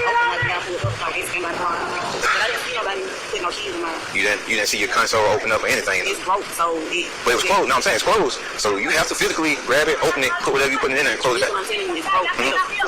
It stayed up. Like, you can go check that. No, I just checked it out. It closed, and when I went to open it, now I can understand that I can put it back into the open, but it don't just open by itself to where you can put keys in there. So that's what I'm saying. Somebody had to physically open it. So that's what I'm trying to figure out. Who physically opened something in your car? Gotcha. All right. Have y'all been smoking weed out here? Who was? Okay, she keeping it solid. She shouldn't have said nothing at all. Just like, man, I don't know what the hell y'all talking about. Smoking a little weed. I don't know nothing about no keys. She did a good job of that, but you know. You know, because I'm gonna tell you how you know, right? Because you say I didn't, and then when I say who, you pause. You know who's smoking. I'm saying she didn't go for smoking weed. No. Yeah, I mean it's illegal, but I mean if I ain't find no weed on us, huh? It was a gang in my head. All right, was your friend and your friend, your best friend? Okay, y'all smoke weed? No. Nobody in the car was smoking weed. No. So why did I find it? I found a blunt right next to where you were sitting at. In the car. I found a blunt right next to where you were sitting at. That's what I'm saying. Like when we pull out here, they crowd around my car. Like I can't give you no exact. But nobody in your car was smoking weed. That's what I'm trying to make sure. Okay. They was around it. That's why I said when you said something like weed, you can't know weed in my car. They probably. Well, it's shaking your car, so it's definitely weed in your car at times. And I'm pretty sure, I mean, you know that. I mean, I'm just going out with it. So, I mean, ain't no need in all the cap. So, it's cool. I mean, it plays along into what I'm doing, but you being truthful would help out even more. I can't give you no, like, exact person. I got you, but is weed smoked in your vehicle? Yeah, I have one. Gotcha. Is weed in that gray vehicle right there? I'm not sure. Have you seen anybody? How long have you been out here? Probably like 30 minutes. 30 minutes. In that 30 minutes, have you seen anybody go to that gray vehicle? No. Nobody at all? Because, like I said, when we pull up out here, they crowd around. I was there. One more question. Here's the kicker, right? So I came in. When I came in, I looked over at that vehicle. The lights went off to lock that vehicle.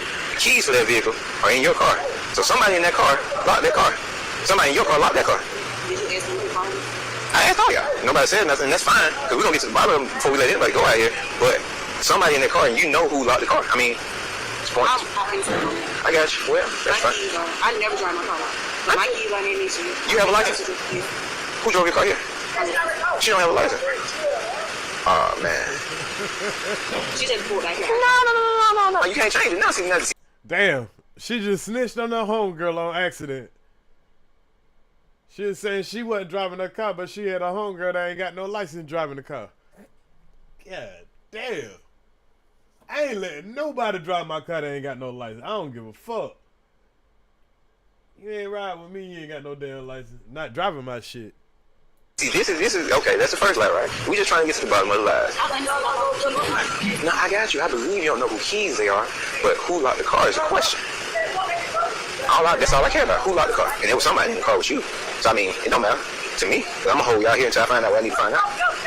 Please don't snitch, girl. Don't snitch. They got you on national TV. They got you all on YouTube. Don't snitch.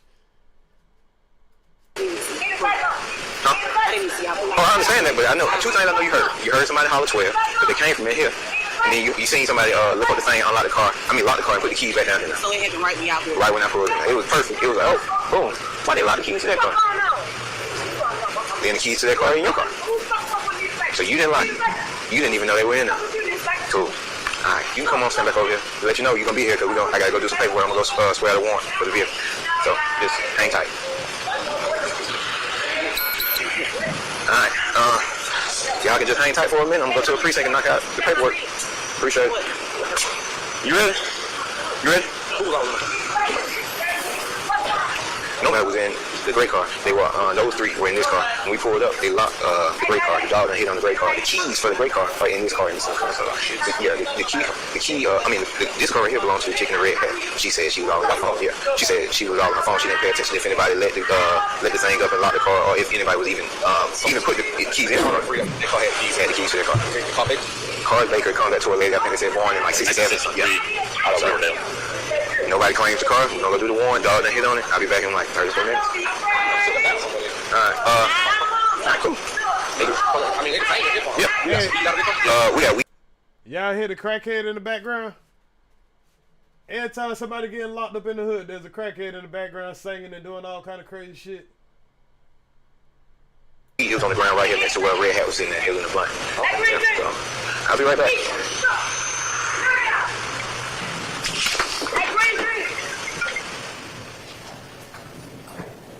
Just looking at a few portions. Now the white Solera that we see in the video, did you see a portion of the white Solera in the IG video? Yes. Or what I believe to be the white Solera. Okay. And moving to... Now let's see how these defense lawyers eat this shit up, y'all. Let's see how these defense lawyers eat this shit up. This is what I find fascinating about, the law and, the American justice system. A good lawyer.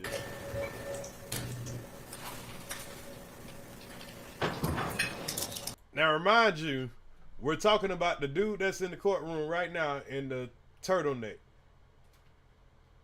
This is one of his supposed to be overt crimes that I believe he beat the charges on all of these crimes. But they're bringing it to the jury, but I don't want to speak too much on it. I'll just let them tell it. I'll let the lawyers do the lawyering. Timestamp 1724 in the video. What are we observing at 1724 in the video? From what I was watching, we was observing the point where the dog started nibbling at the door handle and began, scratching on the door. Okay. And is that the K9 in where the white flashlight is? Yes. Okay.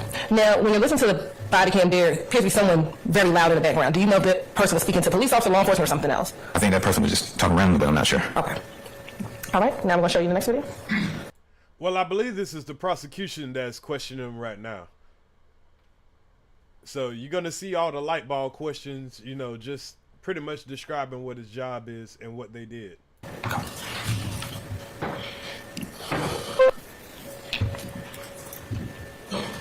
Yeah, this is definitely the prosecutor that's asking questions right now. Now, remind y'all, that lady that was there all last week, she hasn't been here all this week. I don't know if I mentioned that today. Did I mention that this live, y'all? The lady that was there last week that was doing all the bullshit, she ain't there this week.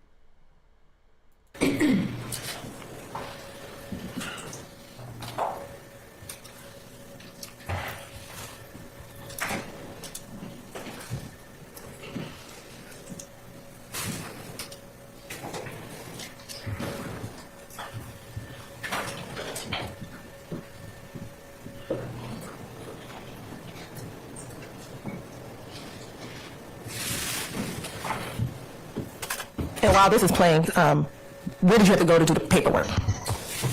I can't remember where I swore to one. The closest precinct would have been probably the Zone 3 precinct, which I was in, and where we come from, headquarters. And when you say I had to go fill out the paperwork, what was the paperwork you're referring to? The search warrant that's in my hand in the video. Okay.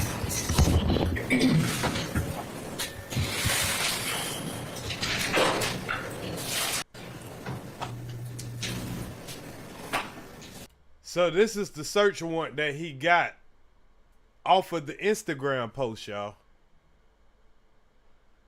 This all started from an Instagram post. So he went and got a search warrant for that car because the dog picked up on the scent.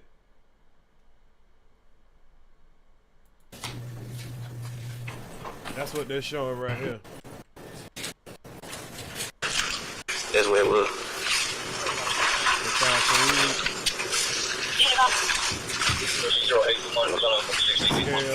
Got everything for intent right here. We caught the tail end of it. Yeah, it's weed enough. It ain't that much. He said they caught the tail end of it. 12 grams or some shit. Nigga done got off.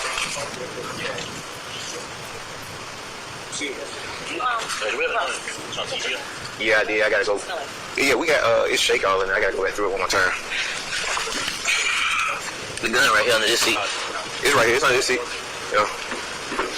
You got some gloves on you, corny? I had James come get this one. When you get a chance, grab this one. There's one under this seat too. Oh, I got it. Oh, never mind. I was wondering, I was like, you want gloves to put on your hands? Yeah. You gotta go on the back side. It's deep underneath. Oh, deep. Yeah. Oh my God, I stick your hands in this way. Oh my God, I can fit anywhere. So, yeah, you can get online and smoke weed and have a little sack, whatever. But if your ass under investigation, they definitely could use it as a reason to come pull up on you, especially if you're on probation or, like I say, you under investigation. That's how they know where you at. So you got to be careful on your Instagram posts putting those little 30-second videos up. Tell your nephew, show your nephew this.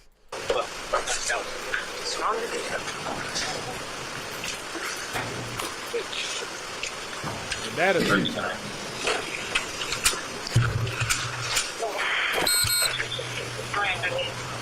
and folks be all in your shit just like this.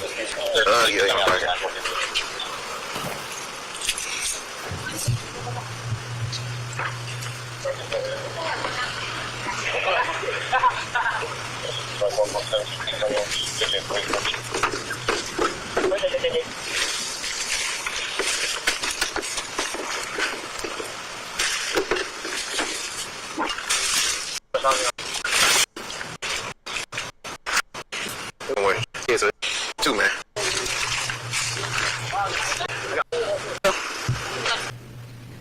How much time passed? So pretty much approximately 20 minutes. Pretty much that's how that night went for them boys.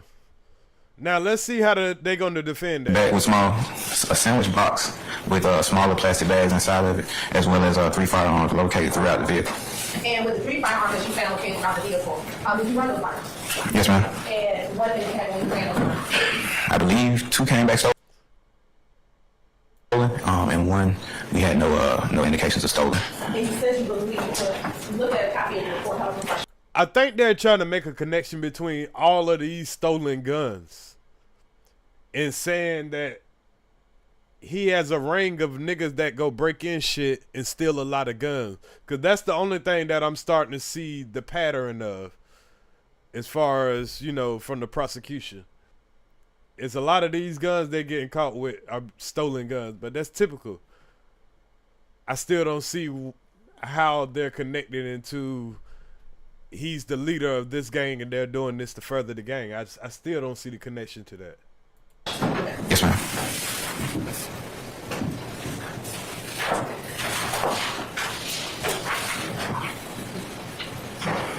My bad, y'all.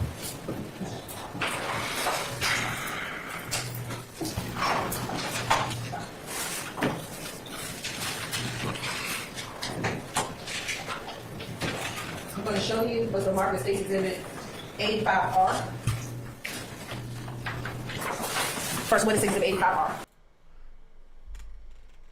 Okay, I think we got another witness coming up, and this witness is gonna probably be the officer with the dog. But we ain't gonna listen to a nigga tell us how they train the dog and all that shit like that. This is a witness we could skip.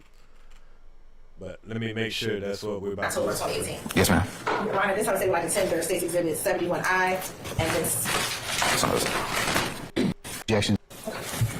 This. A digital scale. And what is it used for? Weighing items, and as it relates to narcotics, weighing. Oh, I was sustaining objection. We have one more foundation. In your experiences, also, have you seen one of these scales related to narcotics? Objection. I'll stand as the form. Have you ever seen this? Yes. In your job as a police officer? Yes.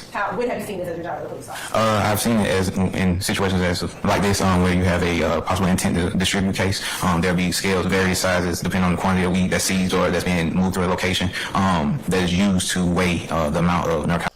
Okay, she's just asking questions about the scale and what the scale being used for and all that bullshit.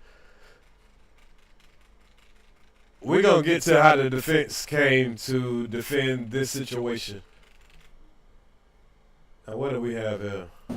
If you could just read for the jury, what does it say underneath the blank mark out? Okay, so it says the name of his Instagram handle, which is emboldened. It says the name. Okay, it says the name of the Instagram handle, which is emboldened, as well as. So right now, pretty much what's happening is the prosecution is trying to connect this dude and say this is for sure his Instagram page. He constantly posts. Here's a post that he's posting. He's always putting Skizzy Slime Life or some crazy shit in there. I don't see anything about, well, slime. You got slime right here.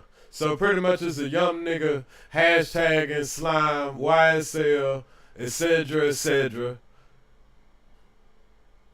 He committed a crime. Now he part of the RICO. Smile through the pain. A little bit slower for me. As well as smile through the pain with exclamation mark, and it says keep yourself even when you broke, exclamation mark, hashtag bad season, hashtag slime. Hashtag slime. Yes. Let me ask you this. This is what community was this in? This occurred? The Cleveland Avenue community. Were you aware while you were Apex officer of the gang activity within the Cleveland Avenue? Objection. Basis. You were gang activity in Zone 3. Yes. And how were you aware of gang activity within Zone 3? Through knowledge of, investigators from the gang unit, as well as, reviewing some of the Instagram handles. I saw what I suspected to be, gang. I stand for the question, the answer. You're right to say they suspected marijuana, suspected drugs. You say, well, he suspected it to be this whole song. Gotta lay more foundation. So, pretty much they been stalking this man Instagram. Seeing a lot of slime shit. Know he from Cleveland Ave.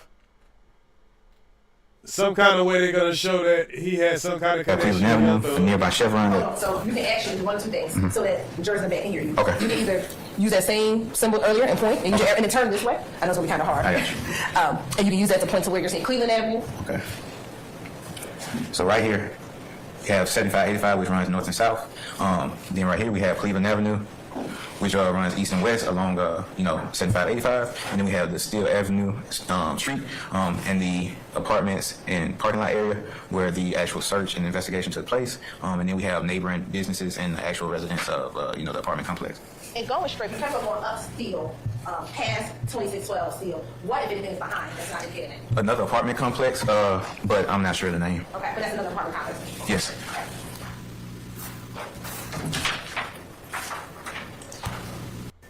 Yeah. I'm good. No. When the Okay. Here goes the Good defense. afternoon, Officer Ross. Enough of that bullshit that the prosecutor been throwing out there. Here comes the defense. Let's see how this goes. Good afternoon. How are you? I'm good. How about you? I'm doing pretty good. Okay, so you do not know when this video, the social media post, you do not know when it was created, correct? I do not. All right, and you do not know who posted it, correct? You cannot say that for a fact? I cannot say who posted it. Okay, and in fact, you do not know who filmed the video, correct? I do not. You do not. All right, and you do not know what approximate time that you saw the post, correct? Well, in my narrative, it says 20 minutes. No, what time you saw. Yes, you do not know. No. Okay, and you do not know what device that you were using to see this post, correct? Nah, hang on, because you said, I don't know what time it happened. If we comparing the body camera video to when I'm saying 20 minutes in my report, it would have been roughly approximately that time. You don't know when the video was created. You don't know if it was created and posted on the same day. You do not know. We're not talking about that, though. We're talking about you saying how long after me seeing the video. That's what you just said. That is not what I said at all. Let's just go back a little bit. Let's slow down, okay? All right, right now I am just asking questions about the post itself. Gotcha. Okay, I'm not talking about your body camera. All right. Okay, so I asked you, you do not know when the video, meaning the Instagram video, when it was created. You do not know that, correct? No. Okay, because you didn't make it. You don't know. No. All right. And you do not know who filmed the video. You weren't there. You do not know. No. Okay. And you do not know when the approximate time that the video was posted, correct? No. Okay. And you do not know where you were when you were watching this video, correct? No. Okay. And in fact, you do not know the device that you even used to watch this video, right? My city cell phone. Huh? My city cell? You're saying your cell phone? Yeah, my city cell phone. Your city cell phone? Okay. Do you remember another occasion where I asked you that question? Yeah. Okay. All right. And you don't remember saying that you did not know? I'm pretty sure I said my city cell phone Okay. all the time as well. All right. Don't worry. We can move on. All right. So you're watching this post, right? And you see what you believe to be a small bag of marijuana, correct? Yes. All right. And you see this post and you call your supervisor? I notified him, yes. All right, and you get a caravan together? Yes. All right, and you find a staging location? Yes. Okay, and and several officers meet you at the staging location? Yes. All right, and you do this briefing session with your other officers? Yes. To go get this marijuana? Yes. Okay.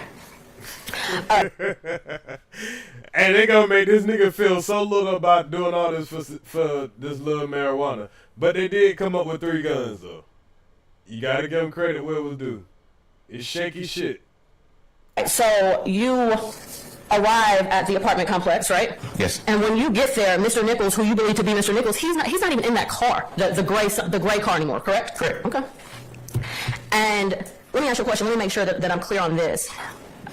You saw another post on that same social media account from the day before or earlier that day with the same clothes on, correct? Yes. Okay. All right, so anyway, so you get to the apartment. Mr. Nichols is not in the white Toyota. No, he's in the white Toyota. Excuse me, he's not in the gray Sonic. Yes. Okay. And in fact, he's now in a different car. He's in a white Toyota, right? Yes. All right, and there are 2 other people in the white Toyota with him, correct? Yes. Right, the 2 females that we just saw. Yes. Okay. And there are several individuals standing outside. That's fair? Yes. Okay. And of these individuals standing outside, they're males, they're females, it's both, right? Yes. Okay. And so let me ask you, sitting on top of the gray car, okay? The gray car. Okay. You saw individuals sitting on the gray car, right? Yes. All right, and you saw individuals standing beside the gray car, correct? Yes. None of which was Mr. Nichols. Correct. All right. And so you park your patrol car, right? Mm-hmm. And you get out. And you testify that you smell marijuana in the air, right? Yes. And specifically, you said you smell burnt marijuana in the air, correct? Okay. Now, Mr. Nichols, you approached Mr. Nichols immediately, right? Yes. Okay. And he didn't have any marijuana in his hand, correct? Yes. And you didn't observe him smoking any marijuana, correct? Yes. Okay. And he didn't have a firearm in his hand or anything of that nature, right? He didn't. Okay. I gotta let her cook, y'all. I gotta let her cook, boy. She a botchy in right now. And as a matter of fact, when you approached Mr. Nichols, you and the other individuals, you asked him about marijuana, right? I did. And Mr. Nichols told you he didn't have any. He did. Okay. And as a matter of fact, Mr. Nichols said, "Officer, you can search me." He did. Okay. You asked Mr. Nichols for his name. I did. He provided it to you. He did. He gave you his real name. He did. It's fair to say he was cooperative. He was. Okay. Now, several other individuals was outside. You checked their IDs, correct? I did. Okay. And you put them in handcuffs. Yes, somebody did. Okay. And you didn't see them committing any crimes. No. Okay. And it would be fair to say throughout your whole time in this apartment complex that all of these individuals, they didn't give you any trouble, did they? No. Pretty cooperative. They were. Okay. All right, so now you called for the K-9 unit, right? Checked on the ETA, yes. Okay. And you observed the K-9 unit patrol, walk around the area with the K-9 officer, right? I did. Okay. And out of all of these individuals outside and the cars outside, you didn't observe the K-9 alert anything beside that one car, right? To my knowledge. To your knowledge, okay. All right, so out of all of the individuals that was congregating that evening, no one else was arrested, right? Correct. All right, so they weren't arrested for drugs, right? Correct. Okay, and they weren't arrested for guns, right? Correct. All right, so you didn't find, crimes out there beside the one that you said that you arrested Mr. Nichols for, right? Correct. Okay. All right, and so you based your arrest for Mr. Nichols solely on what was in the gray car, right? Yes. Okay, and the gray car that he was not in when you arrived? Yes. Okay, the gray car that you couldn't pinpoint what time that he may have been in that car, correct? You don't know, I asked you that earlier. Correct. Okay. All right, and Officer Ross, let me just ask you this. You're aware that the marijuana charge against Mr. Nichols was dismissed? No. You're not? Oh. No further questions. Any further examination? Oh, shit. Mr. Sharp?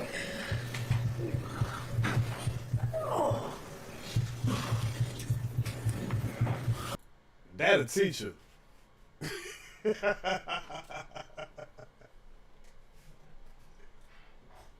Hey, boy, she just dropped the mic when she walked off. You do know all that bullshit you put on here, all that shit got dismissed, right? Man wasn't even in the fucking car. All these people out here, how this man got 3 guns? You ain't arrest everybody. You was targeting. It sound good, but you fucking up your case. Officer Ross, good afternoon. Good afternoon. How many people approximately were out there that night? I'm not sure. Who are you referring to? Who are you referring to, officer? Oh, they ain't done hibachi in this motherfucker. They about to, man, please. That's why I say y'all gotta watch this shit, boy. Cause y'all about to see some top of the line lawyering right now. And that's what you call it. No, not officers, civilians, citizens. More than 3. More than 3? Was it more than 10? I'm not sure. Okay. How many total people were detained? The people near the vehicle and the people inside the vehicle. And how many people was that? Without looking at the video, I'm not sure. Give me an estimate. I'm gonna guess maybe 5 at least. 5? And how many people were put in handcuffs? I'm not sure. Okay. Was it multiple people that were put in handcuffs? Yes. Okay. And what was the total amount of marijuana seized? 17 grams. And that's a misdemeanor amount? Standalone, yes. Okay. You also testified to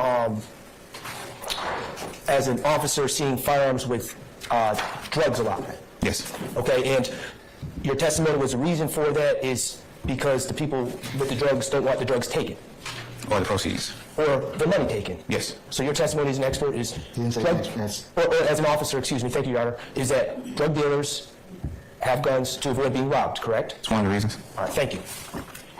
Anybody else? All right, Yes, sir.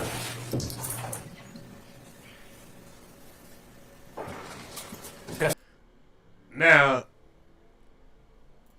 I'm gonna give him like a C minus, maybe a D. I don't know who lawyer that is, but I wouldn't want him for my lawyer. I would want old girl. I would want this dude that's coming up right here, but I think this is one of Young Thug's 3 lawyers. I've noticed he's had 3 different dudes represent him. But that woman hibachied his ass so good, shit. Everybody else just, all they gotta do is fall in line. I ain't lying.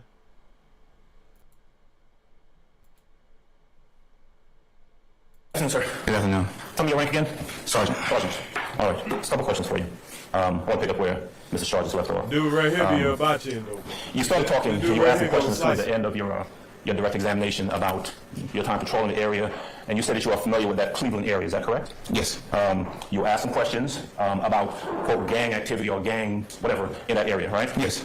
And you said that you know that there's some people who, quote, throw up gang signs, I think is what you said, right? I believe that to be a gang sign, yes. Right. Okay. Sign you threw up while you understand a little while ago was something that you said, well, that's recognized as that's what I know to be a YSL gang sign or something like that. Is that what you said? Yes. Okay. So let me bring this back around to this incident. You see a video on Instagram, right? Yes. You decide based on the video where someone's got what looks like some marijuana in their possession inside of a car, that you're gonna go to that location and conduct an investigation, or I guess go find weed, right? Conduct an investigation, yes. Right. You went over there with a bunch of other officers. I think your word was caravan. Right? Yes. To go locate this weed that you saw in the car, right? To investigate the marijuana, yes. Right. And you were very Brought the whole caravan.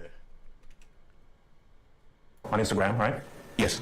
You decide based on the video where someone's got what looks like some marijuana in their possession inside of a car, that you're gonna go to that location and conduct an investigation, or I guess go find weed, right?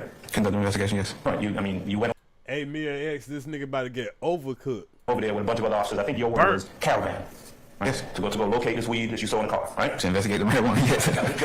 Right. And you were very interested in doing this because you even called for the canine before you went out there. Yes. Right? Make sure that as you go over to this, wherever this location is, where someone's got a little bit of marijuana or some marijuana in the car, you're fully prepared, you and the other officers, right? Yes. And there's a canine coming to make sure that when you get there, you got what you need to search or find whatever you got to find, right? Yes. You get there, and as we just discussed a little while ago, there's some folks who live in the area, some citizens, right, who are there standing around, right? I don't know where they live at, but You know they're there, right? Yeah, they're there. I mean, they're not running all over the place. They're there in the location, this apartment complex where you are, right? Yes. Right? And what you do then is you all get out of the car and start talking to them, you detain them, right? Yes. And in fact, I think the way you described it, as you walk up,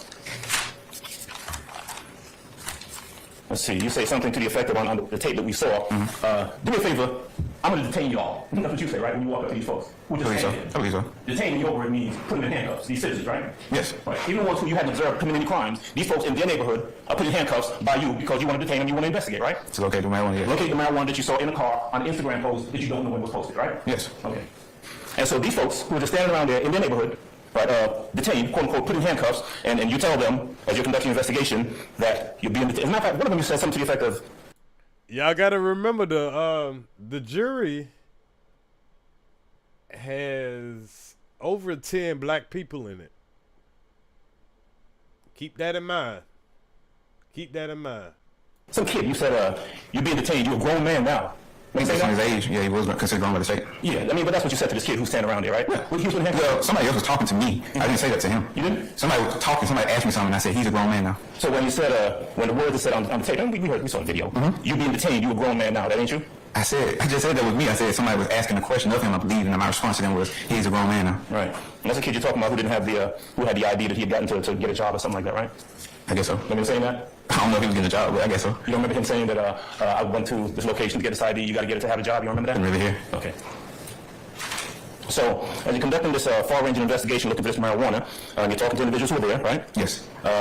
Salute, somebody Kelly. says something to you and you says you can have a seat on the ground. Remember saying that? Yes. Okay. And then you conduct the search and you find 17 grams of marijuana is what you found, right? Yes. And you found 3 guns, right? Yes. Mr. Nichols gets arrested. Yes.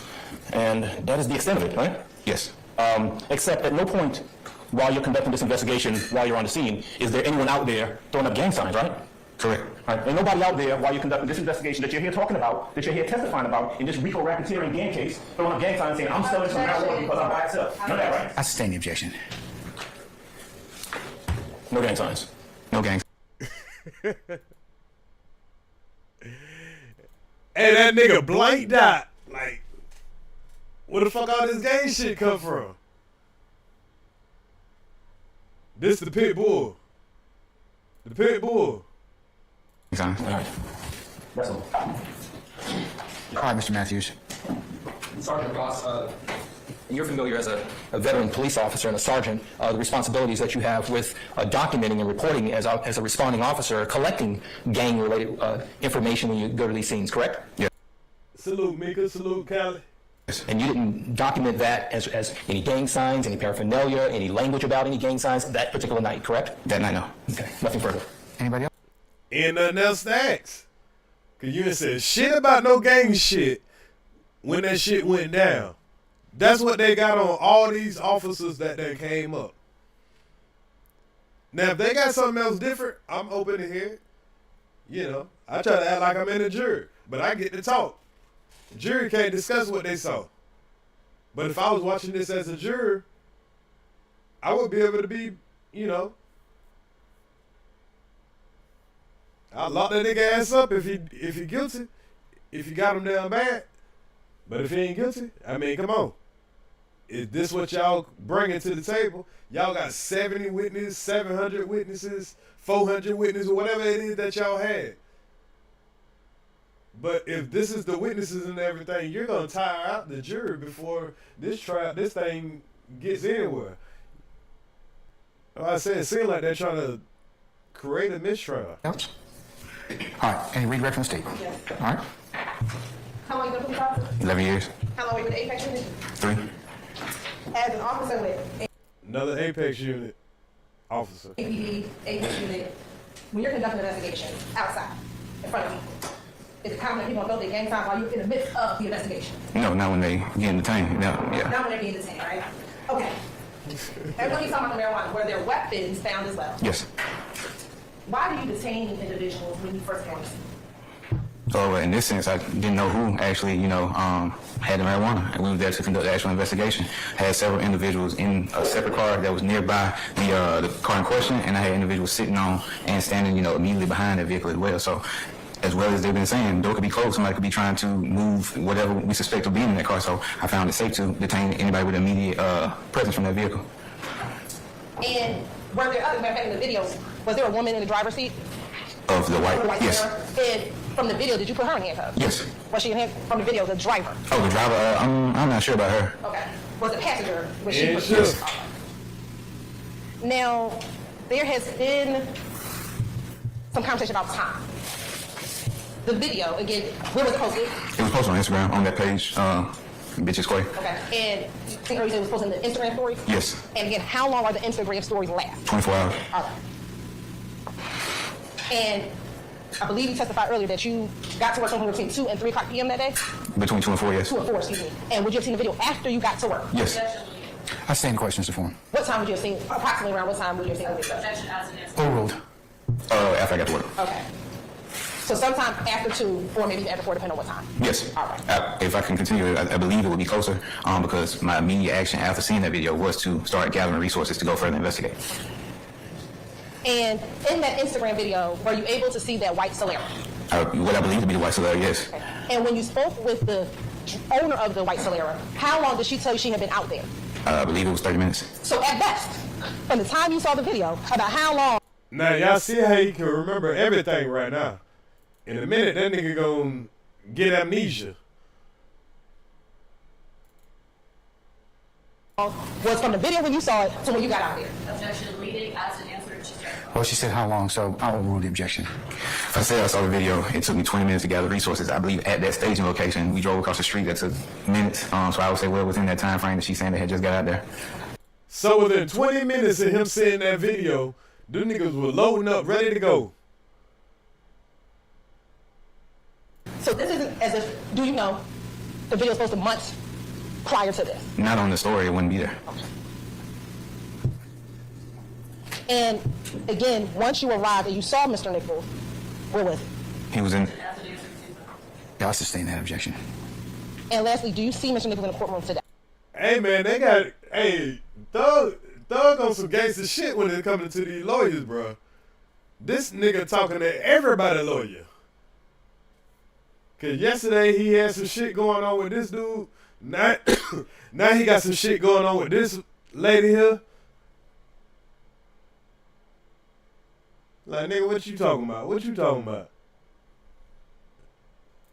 I do. If you can identify him by article code name. Individual back in the, towards the back wearing a gray suit. It looks like a black turtleneck with some type of jewelry around his neck. Your Honor, please let the record reflect that Sergeant Ross has identified Mr. Nichols. Yes, y'all. And that's not, as an Apex officer, are you responsible for charging gang activity? No. Okay. Who would that responsibility fall upon? Normally, it's a gang investigator or somebody assigned to the gang unit that has a very broad basis of knowledge around the topic. All right. I think I have no further questions. Any further recross?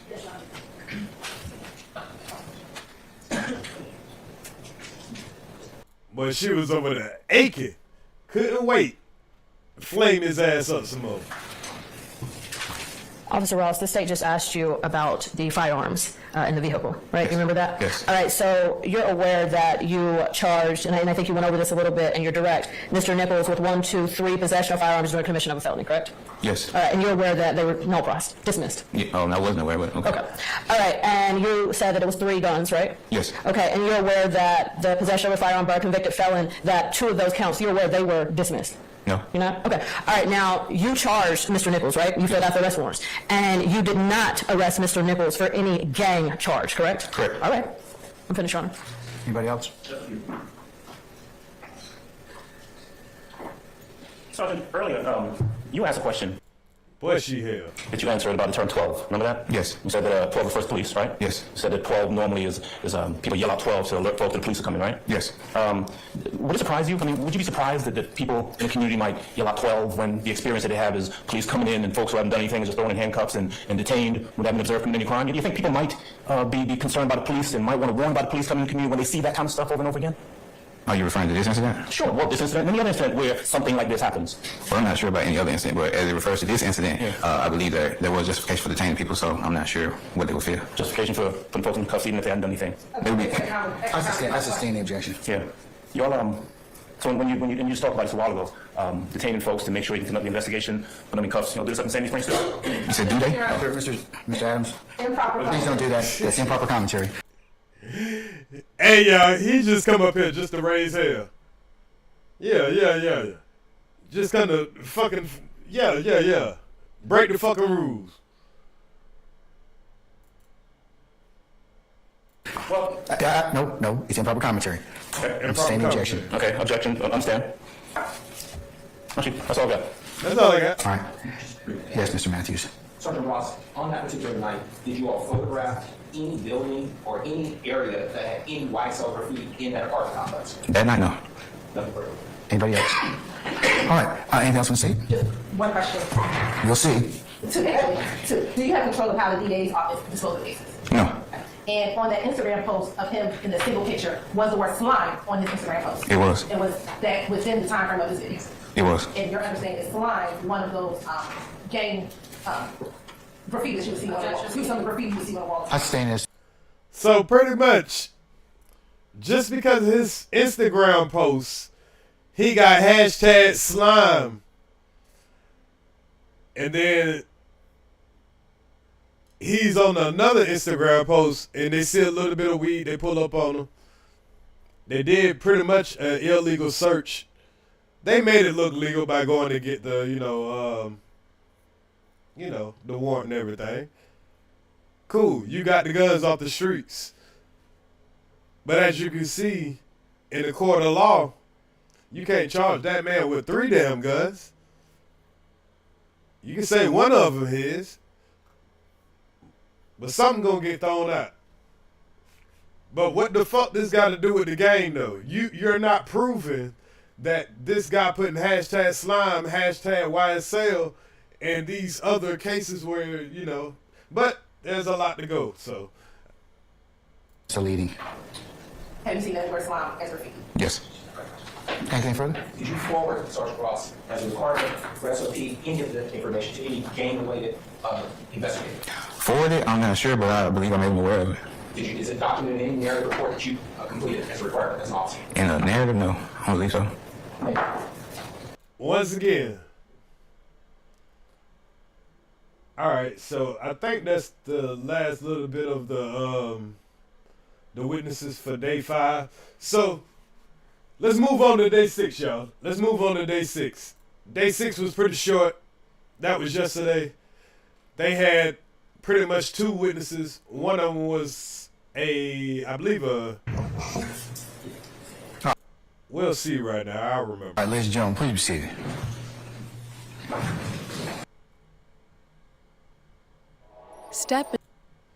Okay, so I believe they had a chemist on day 6.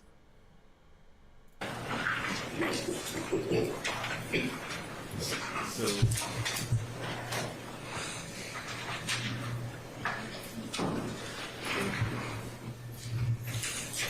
I'm not mistaken. But the witness is coming up now. Well, I think the jury is coming in right now. All jury present. All right, thank you, Sergeant Ingram. All right, ladies and gentlemen, jury, good morning. Good morning. Finally, okay, all right. Presentation of Your Honor, the state calls Sergeant Cornelius to the stand. All right, summon Sergeant Cornelius, please. Okay, we got another sergeant there. Never mind. Sergeant Ingram. You swear affirm testimony, spell your first and last. Cornelius, Jonathan Jonathan, last name Cornelius, Cornelius. And good morning, Sergeant Cornelius. How are you? Good, how are you? Where are you employed? With the city of Southfield. And what do you do for the city of Southfield? I supervise the narcotics and gangs unit. Okay. And how long have you been with the city of Southfield? 3 years. Prior to your appointment with the city of Southfield, where did you work? I was employed by the city of Atlanta for 15 years. And what did you do for the city of Atlanta? Canine handler. Okay. And were you a canine handler for the entire time?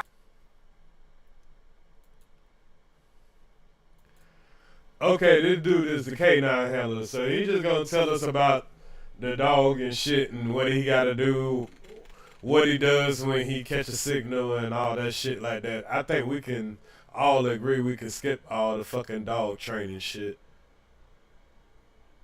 This is the paperwork, pretty much let her know what it was that he, signaled out.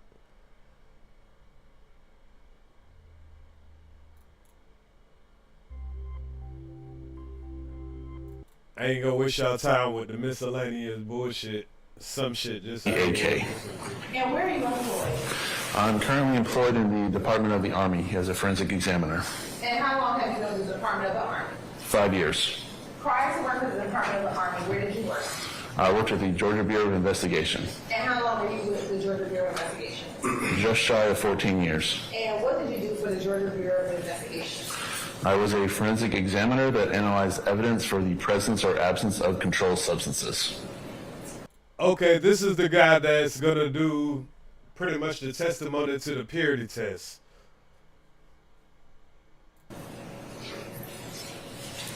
And tell us a little bit about your training education experience. I went to Georgia Southern University where I received my bachelor's degree in chemistry. This was one of the main requirements needed to get hired by the Bureau. Once I was hired at the Bureau, I went through their training program where I was introduced to a variety of different substances that I might see, how to analyze those substances, and how to use the many different analytical techniques that were provided to complete my analysis. We also were required to do continuing education through read-ins and meet-ins, and over 100, but I don't know the exact number.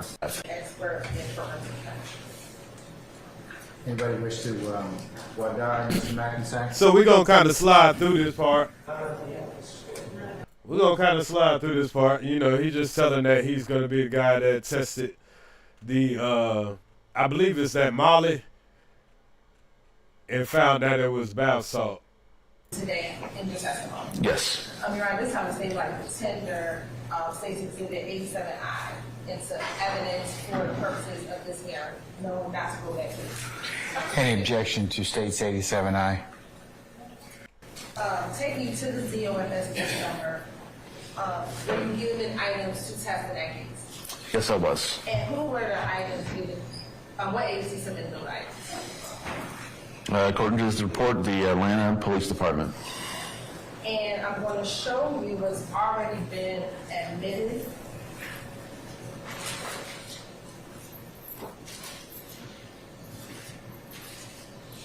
As states exhibit 61H and 63H.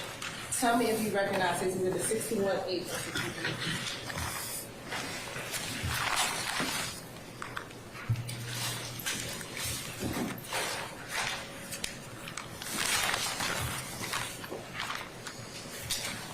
They do seem somewhat familiar. Okay, and why are you saying you see somewhat? Well, as I don't have my notes for me from the GBI and the photos that were taken, it's hard for me to do a comparison to what I see here versus what I saw at the time I opened this. However, there are some things in here that are familiar. This is a very standard evidence bag that we received from the Atlanta Police Department. It does have the case number. When I flip it over, I see the items inside that match the description that I put on my report. And at the bottom of this one particular bag, I can see my initials I made when I sealed up the evidence after I made entry into the bag. And would that have been your typical protocol to seal up the evidence and sign it when you finish testing the items? Yes, it is. And have you seen that bag with your signature earlier today? No, I haven't. Did my investigator show Oh, you? yes, I apologize. Sorry, today? I misspoke. Yes, I did see this 1B exhibit 63H earlier today. Okay. And looking at both of these, does it have the DOFS case number as assigned on to the report? Yes, they do. Okay. And does it appear to be the same DOFS case number on your report as it is on those items? Yes, the case numbers do match each other. Okay. Now, when you were asked to test those items, what items did you receive? I received a bag of tablets. There were two different logo imprints on. So y'all, we're going back to that dope. And I know it gets confusing when it comes to trial, but sometimes they can't get their witnesses to come in the order they would like, so sometimes they have to come out of order. So now they're back talking about that dope that they found in that white car with the black tinted windows. And I believe that guy already had a search warrant out for him anyway. But we're going back to that, what they thought was MDMA, which is Molly, but it turned out to be bath salts. So just to, if anybody wondering who the fuck this dude is, he's the chemical test dude that when they gave him, I'll let him describe what it is that's wrong and how I think the prosecution just kind of fumbled the ball on this one. So is your objection to foundation? Yes. All right, I'll sustain this to that. Your Honor, the report is in evidence right now, so he's good to read. I'm sorry, I couldn't hear. The report is Report's in evidence, so you can read from it. So I'll overrule the objection. What did you receive? I received a bag with tablets. There were two different types of tablets based on their color and the pharmaceutical imprint that were on them. There was another sealed package that contained 3 different bags. All 3 of those bags contained solid material. And then there was one bag that contained a single blue tablet. And when you received those items, did you test everything? No, I did not. Tell the jury, why didn't you test all the items that you received? There was the protocol of the GBI at the time because of the sheer amount of cases that we would get in. We could not test every single exhibit. The more exhibits we tested, the longer it would take to get through a case, and therefore our backlog would increase. So, y'all, all this Molly that this nigga supposedly had, 5 different bags, they could only test 1. Because they looking like, man, this shit so petty. We ain't about to sit here and, waste our resources. We'll get behind if we tested every single dope that these motherfuckers keep bringing us, telling us to test. So he's telling you right now, we had 5 different bags. We had some shit that y'all called Molly, some shit that y'all was calling maybe some Percocets, and you gave me 3 bags of the same shit. And it turned out to be bath salt. So I'm going to assume the other 2 are bath salt. But this pokes a hole in the prosecutor's case, though. So the procedure at the time was to look for certain things that would go through quicker. One of those being, is there a certain weight that we can target it more than the others? There's also the potential of, does this particular item possibly fall on a higher schedule than another one? These are all procedures laid out at the GBI at the time, and this is what I use based on my experience also to determine which item would be more preferred over the others. And looking in this case specifically, which item did you end up testing? I tested 1B.01, a bag of solid material. And what was your reason for testing that particular bag? At the time when I weighed this particular bag, it had a net weight greater than 28 grams. It is my understanding as a civilian. Your Honor, he's an expert. I'll rule the objection.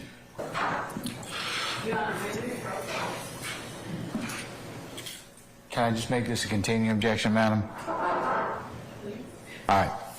I'll make a continuing objection. It was a protocol of the GBI that anything over a certain weight amount should be tested first for the potential of, it was just potential of the protocol of the GBI. This one bag was over that weight, which was 28 grams, so it was the first thing I analyzed.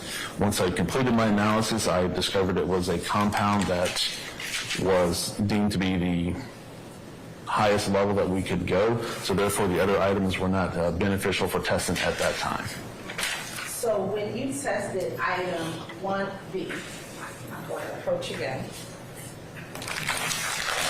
Looking at State's Exhibit 63H, do you see your initials on on any of those items in there for the items that you tested? Yes, I do. Okay. And which item did you test? It was this bag right here, the largest one.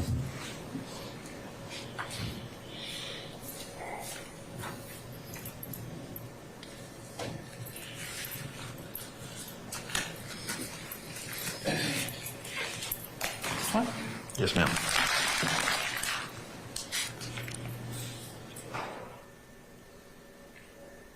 And when you tested this one compound, what were your results? You want to read my entire results or just a simple version? So it is a very long chemical name, but the substance that I analyzed is commonly referred to on the street as bath salts. And what was the total weight of what you tested? The total weight of the material inside the bag, so not including the bag, just inside, was 31.435 grams. And again, why did you test on that particular bag? Because again, overruled. And there you have it, y'all. A nigga running around the city of Atlanta selling niggas bath salt. Yeah, you gotta get that nigga off the streets. For real. Because at the time, the weight, the 31, was over the 28 that was in the GBI protocol, and that the particular compound that I identified justified that the other exhibits did not need to be tested. Now, as it relates to the other items that were given to the GBI to be tested, while you did not test them, did you identify in any way what the tablets could be based upon? Objection, speculation. I'll sustain this to form. You can rephrase, madam. Did you identify those tablets? No, I did not. What, if anything, did you do with the tablets? So you don't even know what the tablets was. You don't know what the pills was. You don't know what those other 2 bags was. Only thing you know is one bag that you had that you said was pretty much the most top, whatever the chemical name. And that turned out to be fucking bath salt. But we don't know what the other shit was. So yeah, you got him with some dope, but you don't know what kind of dope. He could have had all the aspirin shit. This nigga had all folk. You can say he had all fake dope. I don't know if that's just his deck left having real dope, but shit. Once you obtain them into evidence.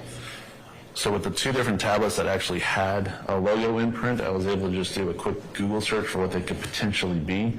And What? You just did a Google search. You telling me these folks paying you in the GBI lab, and since you can't get the chemicals to break it down because of budget cuts and shit, you Google searching shit? Wow. I'll rule the objection. what they could potentially be. Now, granted, this is not identification. This is just an indication, but there was an... Objection, Your Honor. Overruled. It's not identification, it's speculation. Overruled. And I'll note your objection, madam. At best, I was able to just at least indicate that it might... Your Honor, I'm going to object. It's not in I'll overrule the objection. It was an indication that it might be alprazolam, but I never did any chemical testing to verify that at all. And the pill, the imprint on the pill, is that what you do? The imprint on the pill itself? Objection form. Overruled. That is correct.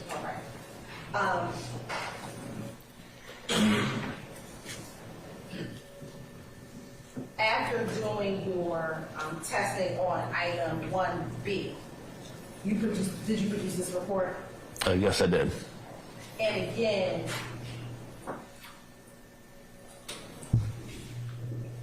was it a protocol not to continue testing after you determine a certain amount? I'll sustain that. All right, I have no further questions. Cross. Go ahead. Whenever you're ready.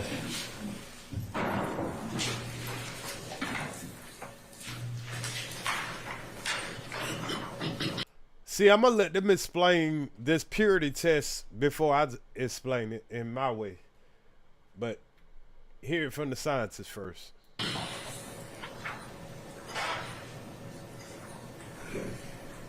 Good morning. Morning. Will you pronounce your name for me one more time because I do not want to butcher it? Mackenzack. Mackenzack. All right, Mr. Mackenzack. You received the items to test in this case from Officer Chisholm, correct? I didn't receive it specifically from him. I received it from a GBI personnel in the evidence room. Okay. On your report, does it indicate received Officer Chisholm? Yes, his name is on the report as the officer requesting the results. Okay. All right. So you did not deal with Officer Chisholm directly, correct? No, I did not. All right. And you did not deal with Sergeant Maldonado? No, I did not. You do not, it would be fair for me to say that you do not know how the items you received to be tested was given from one officer to the next. That is correct. I have no witness of how the evidence was handled before it entered the GBI. Okay. So now she gets to paint the picture that shit. Them niggas might have swapped that shit out. They might have set me up. All right, so if Officer Maldonado gave it to Officer Chisholm to give to the GBI, you don't have any knowledge of that? I'm not even sure if that's how the order went either. Okay, thank you. All right, and you can't tell myself and the jury what manner the items were seized, like whether it was in a container or anything like that. You just know how it was delivered to you, correct? That is correct. I have no knowledge of how these items were seized. Okay, so when the items if items were seized in a pill bottle, that's not how you received it. That is correct. There was no pill bottle here. Okay, so you didn't receive a pill bottle at all? No, ma'am. Okay. Well, let me ask you this.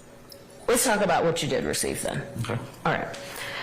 You received one bag with a few tablets, correct? That is correct. All right. And you received another bag with one tablet? That is correct. Okay, so we're at 2 bags? Yes, ma'am. All right. And then you received 3 bags with a solid substance? That is correct. Okay. So total, it was 5 bags? Yes, ma'am. And you're sure? Yes, ma'am. Okay. All right, so let's go over each bag one at a time, okay? Okay. All right. First, the bag with a few tablets. You received it in a seal bag, correct? That is correct. Okay.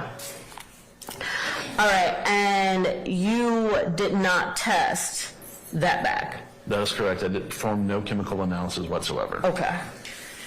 All right, and then let's go to bag 2. Okay. Okay. All right, so bag 2, 1 tablet, correct? Yes. Okay, and you didn't test that? That is correct. All right. All right, so we're down to the last 3 bags, right? Yes, ma'am. Okay. And I just want to make sure because I want to get it right. In those 3 bags, there was solid substance in each bag, correct? Okay. So when the arresting officer in this case stated that he seized 2 bags with substance, you received an extra bag? All I can say is that when I opened the sealed package, I received 3 different bags. Okay. I'm not aware of what the officer seized at the time. Okay. So as the officer stated that he seized only 2 bags with substance in them, you received 3 bags? That is correct. Okay. Okay. And out of the 3 bags that you received, you only tested 1? That is correct. Okay. So you have 3 bags, 1, I'm saying extra, and you only tested 1? That is correct. Okay. Now, let me ask you this. You explained the GBI protocol to us in testing, correct? Yes, ma'am. All right.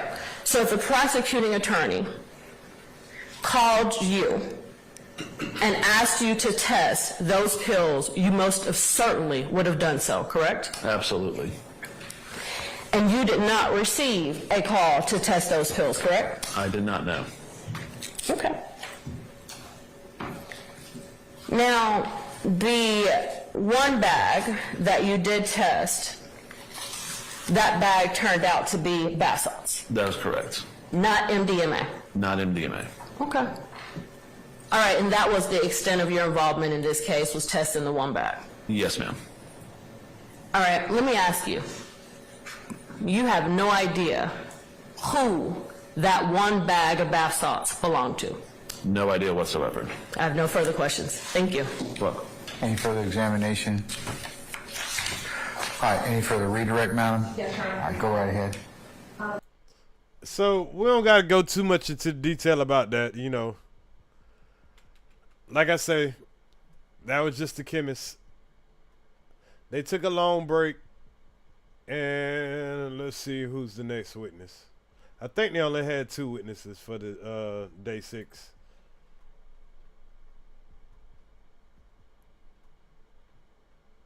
Oh, okay. Here we go. Here goes some action, y'all.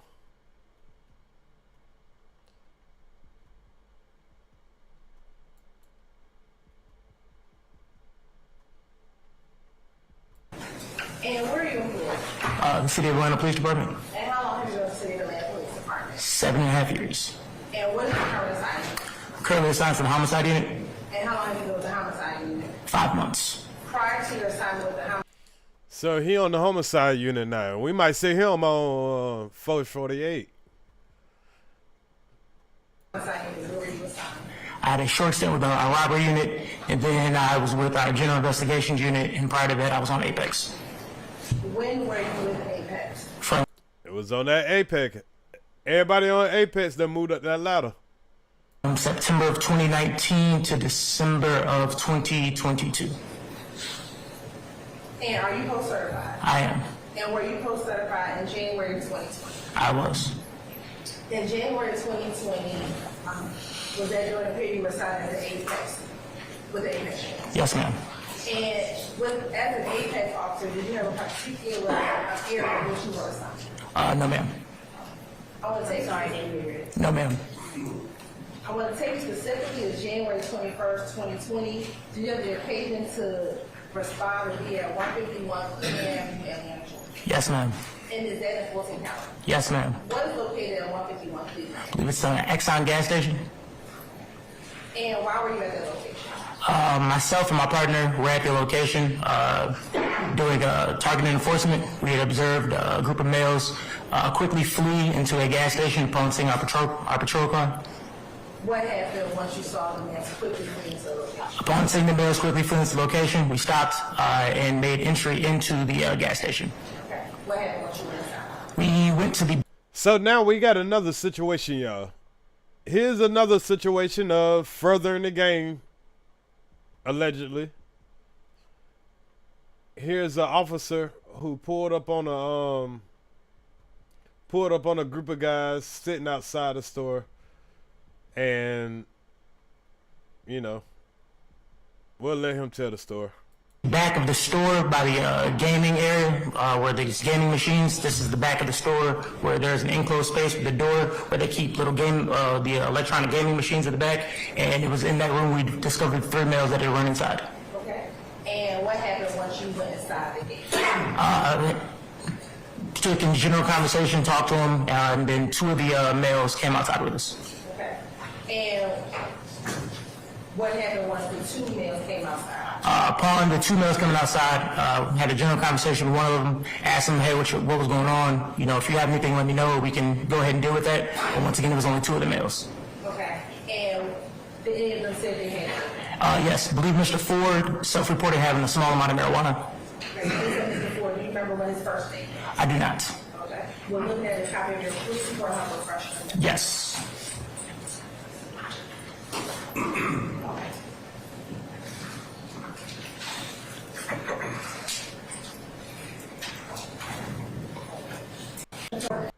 Tell me if you recognize I do. Okay. He was detained without incident. Okay. And what happened to the other male? The other male was free to move about, go about. He had nothing on him, so he just sat there. Okay. And then the third male, what did they do? Mr. BB, I observed he was not there. He actually was still inside the room, the gaming machine room. So when you recognized he was still inside the gaming room, what happened? I went in there to speak with him and get him to come out. Okay. And did he come out? He did. All right. What happened once he came out? Upon him coming out, he was sat down, and then I went back into the room. And we said he sat down. Where was that? On the sidewalk in front of the business. Okay. And why did you go back inside? Given the fact that all the males had come out except him, I wondered, okay, well, why were you staying inside into that room? You know, did you possibly leave something behind? Okay.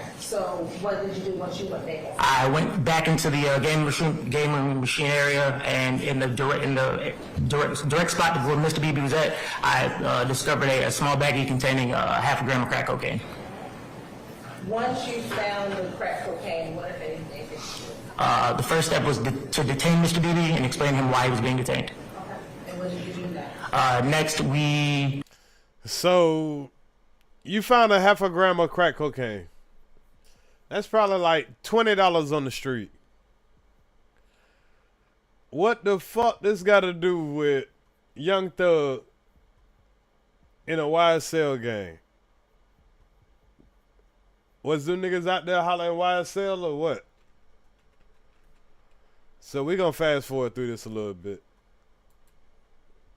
I believe comes from my body camera. Okay.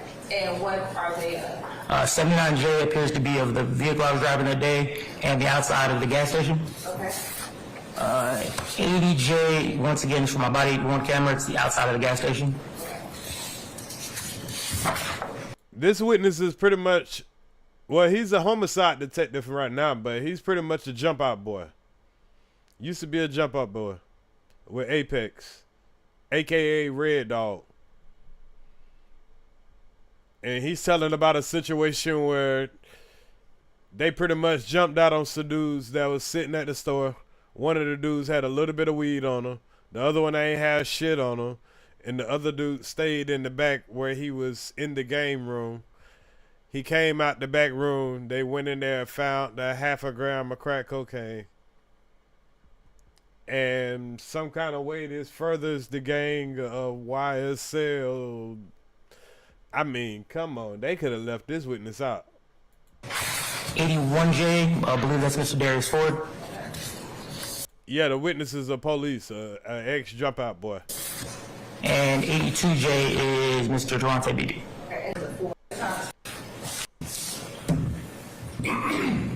So those pictures been changed or altered in any way since the time that you of 20 or now let's see what the defense.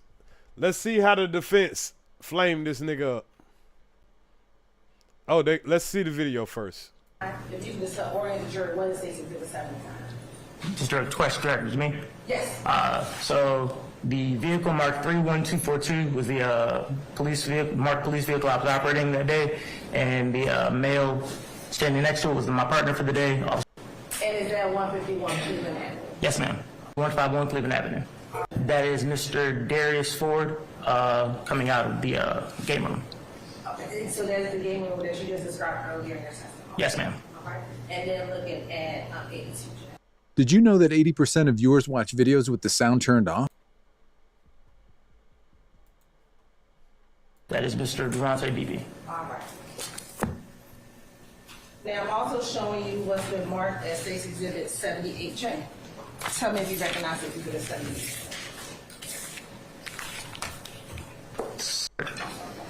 Used in order. Evidence marked as to the name of Durante BB, which is the male that was had it. I'm sorry? 70. Anyone? So let's see. Good morning. Stands all right? Yes, sir. All right. See, these officers don't expect to come in here and have to answer questions for these shit. They expecting these folks to cop a plea deal. So let's see. Your involvement in this case is that you come to the location, and as you and other officers pass that location, you see folks run inside. Yes, sir. Okay. And that was enough to make you all stop and go inside and pursue and see what was going on, right? Yes, sir. All right. You hadn't seen any crime being committed at that point, right? No, sir. Well, where is this location? Because out of all this, what? You bust a $20 goddamn crack dealer? I mean, come on. Now all of a sudden you're a homicide detective? On the streets you was busting $20 crack sales. And the nigga wasn't even making a sale. God damn. This nigga ain't want nobody to eat on the corner. Nigga had a little bit of weed. The other nigga ain't have shit. And you go fuck with a nigga in the game room with a $20 piece of crack. and you on here with talking about a RICO trial. Y'all make this shit make sense. Location? 151 Cleveland Avenue. Okay. How many of you guys, law enforcement officers patrolling at that time? I can't answer that question. I'm not sure. Okay. Roughly, how many cars? More than one car? In that area? Well, right there at the scene. What we're talking about right now. We were the only responding car at the area at the time. Okay. All right. And so, see some guys run inside a store. You guys going inside. You rotation in there or just going? Just walk in. All right. You go back. You encounter these folks, and you make them come outside. Yes. Yes, sir. All right. Anybody handcuffed or anything like that? No, sir. Okay. Y'all just talking to them at this point, right? Yes, sir. And at some point, if I understand correctly, you found what you believe to be a rock of crack cocaine, and Mr. Beebe was charged with that. Yes, sir. All right. And you remember the incident? You remember Mr. Beebe? Yes, sir. All right. You don't see him here, right? He's not in here. Not to my knowledge, no, sir. Okay. That's the only thing you charged him with, right? Yes, sir. All right. You didn't have any reason to, and you certainly did not believe there's anything to charge him with other than being in possession of a rock of crack cocaine, right? I charged him accordingly based on the facts of the case. Yes, sir. All right, according to the facts of the case. Yes, so sir. what you're testifying to is exactly what happened that day and everything that was involved on that day, right? Yes, sir. All right. You didn't charge him with a gang crime, did you? No, sir. No basis to it? No, sir. All right. That's all I have. Thank you, Judge. That's all you gotta ask. You didn't charge him with no gang crime, did you? You didn't write down that you put up on some gang members. Did you see any gang tags? Did anybody throw up some gang signs when you was pulling up? This is a gang RICO trial. All these little petty crimes we don't give a fuck about. Anybody else? All right, any redirect, madam? Nothing for the station. All right. 12. At this point in time, one of them in 1 hour, and then we'll recess for the day. But these niggas damn sure clean in court, boy. Shit. But they gonna take their break. I think they got one more witness that was on day 6. Let's go ahead and get this witness out the way. I think it's another chemist. Yeah, this is another chemist or something like that. He's gonna explain something about that dope that they so-called found. And we'll be done with day 6 after him. And today was day 7. So we can get started Titus, on this. good afternoon, sir. Sir, if you would please turn and face Sergeant Brown to be sworn as a witness, please. Raise your right hand. Do you swear or affirm that the testimony you're about to give will be the truth, whole truth, and nothing but the truth? I do. Have a seat. Just to the microphone.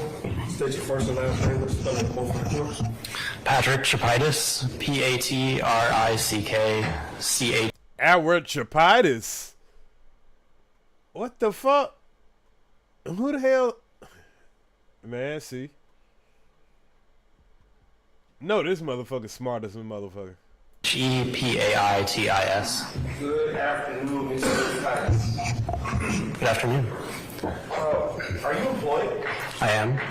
And where are you currently employed? I'm employed with UL Research Institutes. And have you had other employment prior to your employment with that institute? I have. Can you describe for the jury what that employment consisted of? Yes. Prior to UL Research Institutes, I was employed by the Georgia Bureau of Investigation Crime Lab. Okay. And how long did you enjoy your employment with the Georgia Bureau of Investigation? It was about 7 years, give or take. A couple of different periods within that time. Is the Georgia Bureau of Investigation also known as the GBI for short? Yes. I'll be referring to it for that way from now on. Okay. All right. And what did you do while you were at the GBI? I was a forensic chemist. And when did you begin? Okay, so we know what this witness is. He's a forensic chemist. So he's gonna do the due diligence of explaining the whole purity test that I was speaking of earlier. I thought it was the other dude, but he was the one that confirmed that it was bath salts instead of Molly. I think this dude is gonna be the dude that breaks down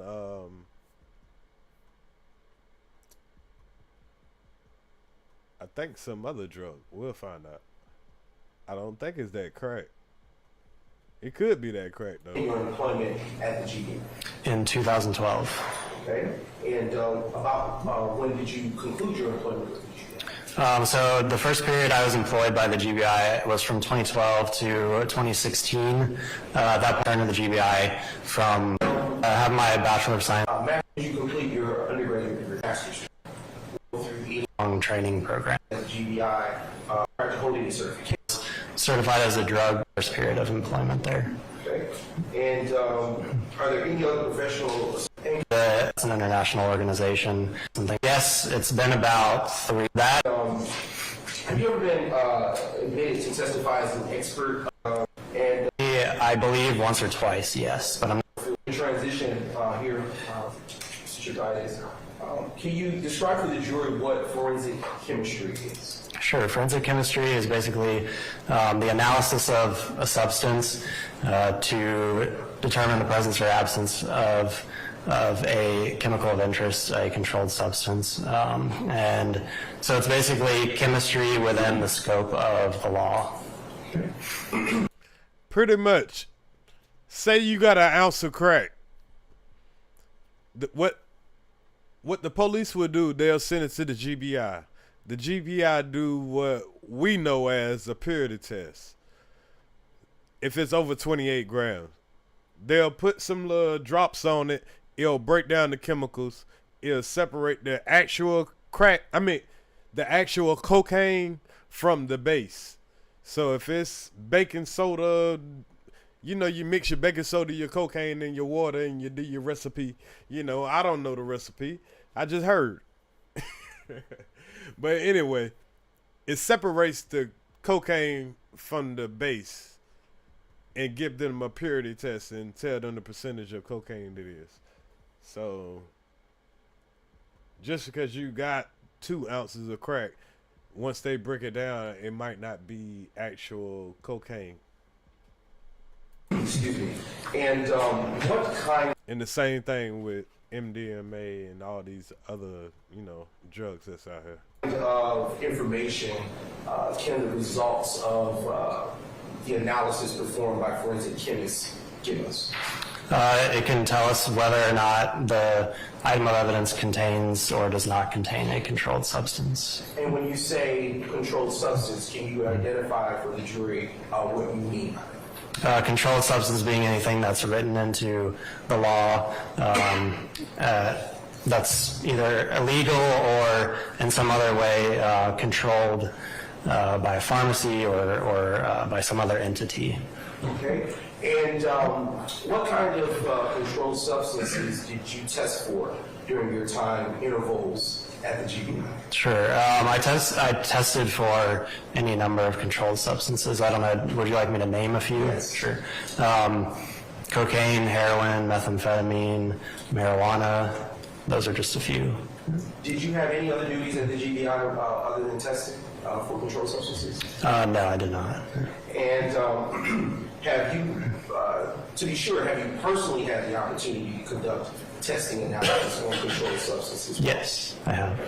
And would you be able to give the jury today a rough number about how many times you've performed such analysis? I'd say well over 5,000 cases I've worked. So we used a number of different scientific instruments and techniques to conduct the analyses. Would you like me to give a few examples? Sure. So we usually use a balance if we have to weigh a substance. So that's a pretty simple test.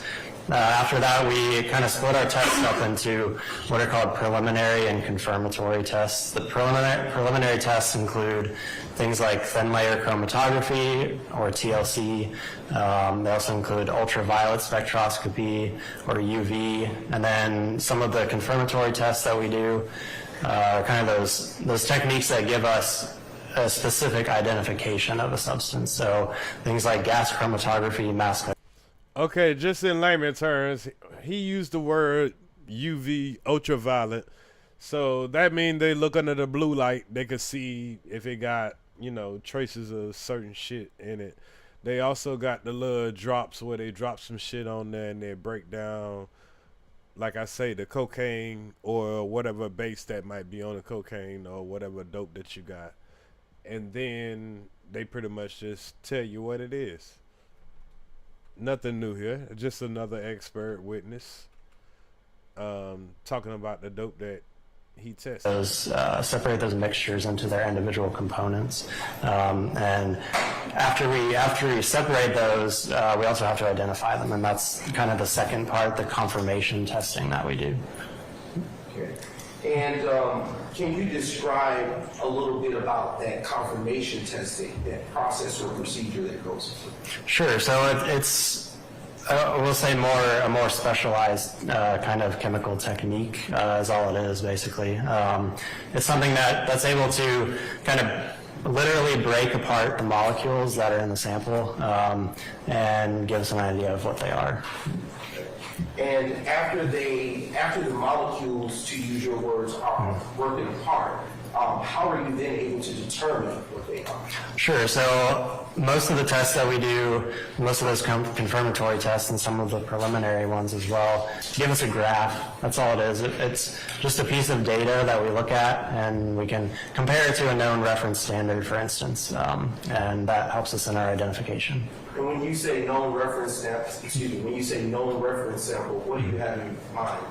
What do you mean? So if we're looking for a controlled substance such as cocaine or methamphetamine, we have a reference standard, so a pure sample of that substance that we can test at the exact same time and compare it to our results.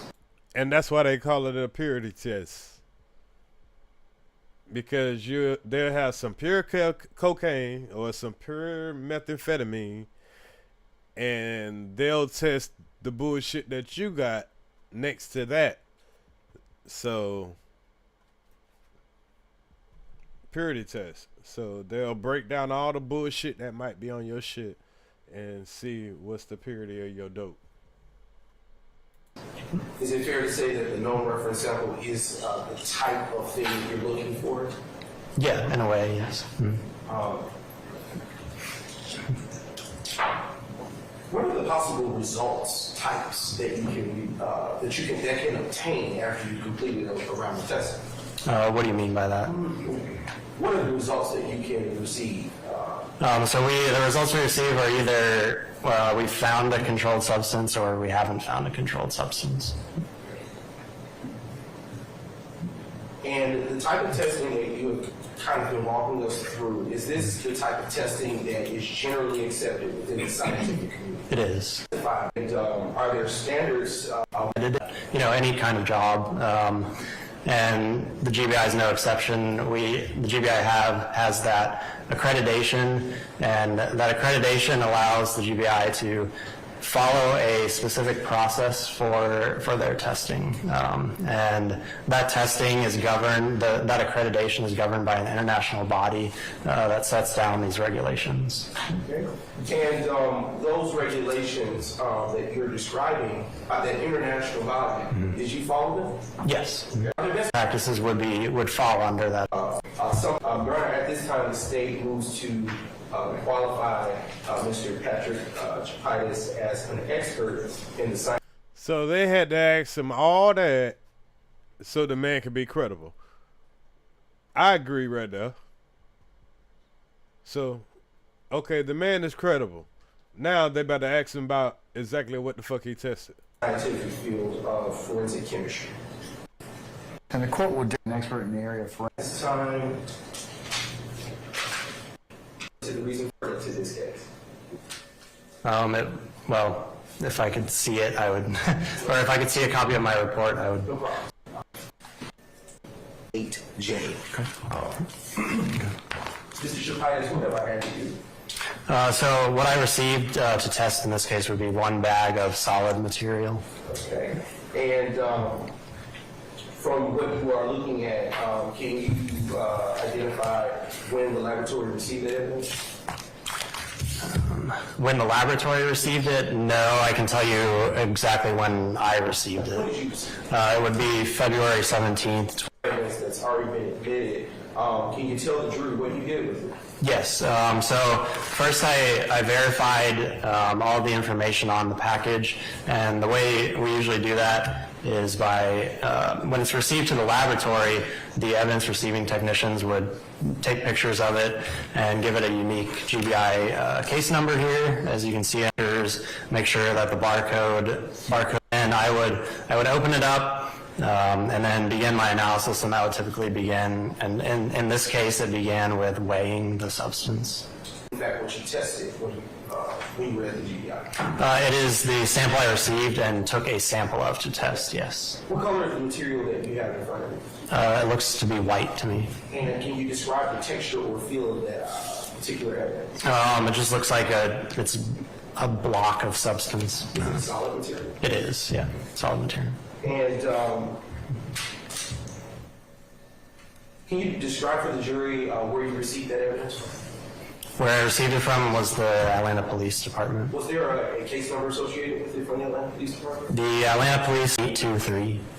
Performed an analysis of. Like I mentioned a little bit ago, was that first I weighed the substance, and all that is I took a net weight, which means I took the.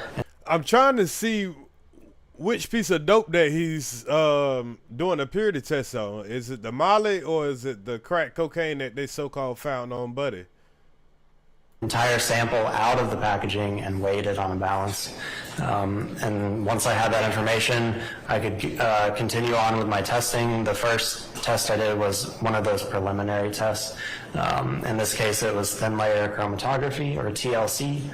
And all that is a separation technique where I take a little, I take a little bit of the substance, dissolve it in a liquid, and I have a glass plate with a film on it, and I basically spot a drop of the sample solution on that, and that's able to separate out all those components in the mixture that I talked about earlier. And at the exact same time, I spotted a solution of reference standard as well. And then at that point, I was ready, after forming some preliminary conclusions about what may be in the sample, I moved on to one of those confirmatory tests. In this case, GCMS, or gas chromatography mass spectrometry. And all that is, the first part, GC, is the part that separates, again, the components in the mixture. And once those components were separated, it moved on to the MS, or the mass spec portion of that test.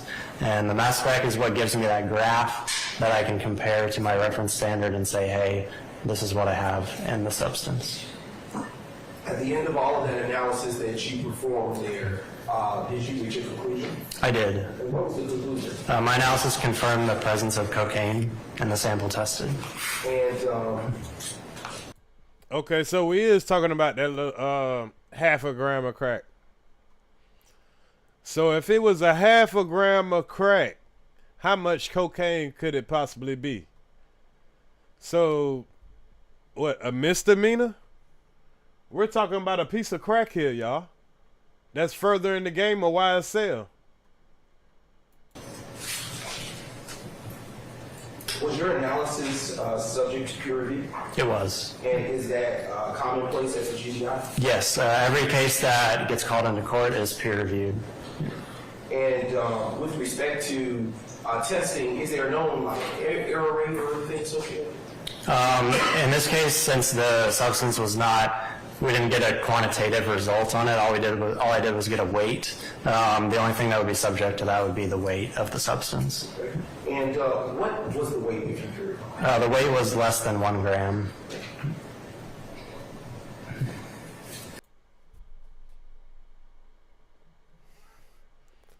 Man, y'all waste this man time to come in here and tell y'all about a fucking, not even a gram of cocaine once you broke that shit down.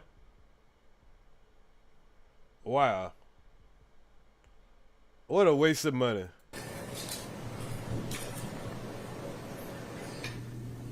Okay, and with respect to the analysis that you performed on this particular test, on this particular solid material, did you follow the standards and protocols that you outlined for the jury earlier during our Exhibit 80? I just It's on the evidence, and it also has my name and signature. So he just pretty much, He just pretty much confirming that he was the one that did everything. Recordings just got better. So that's how day 6 went. Day 6 was pretty quick, pretty swift. Day 7 also was pretty swift. Only a couple of hours.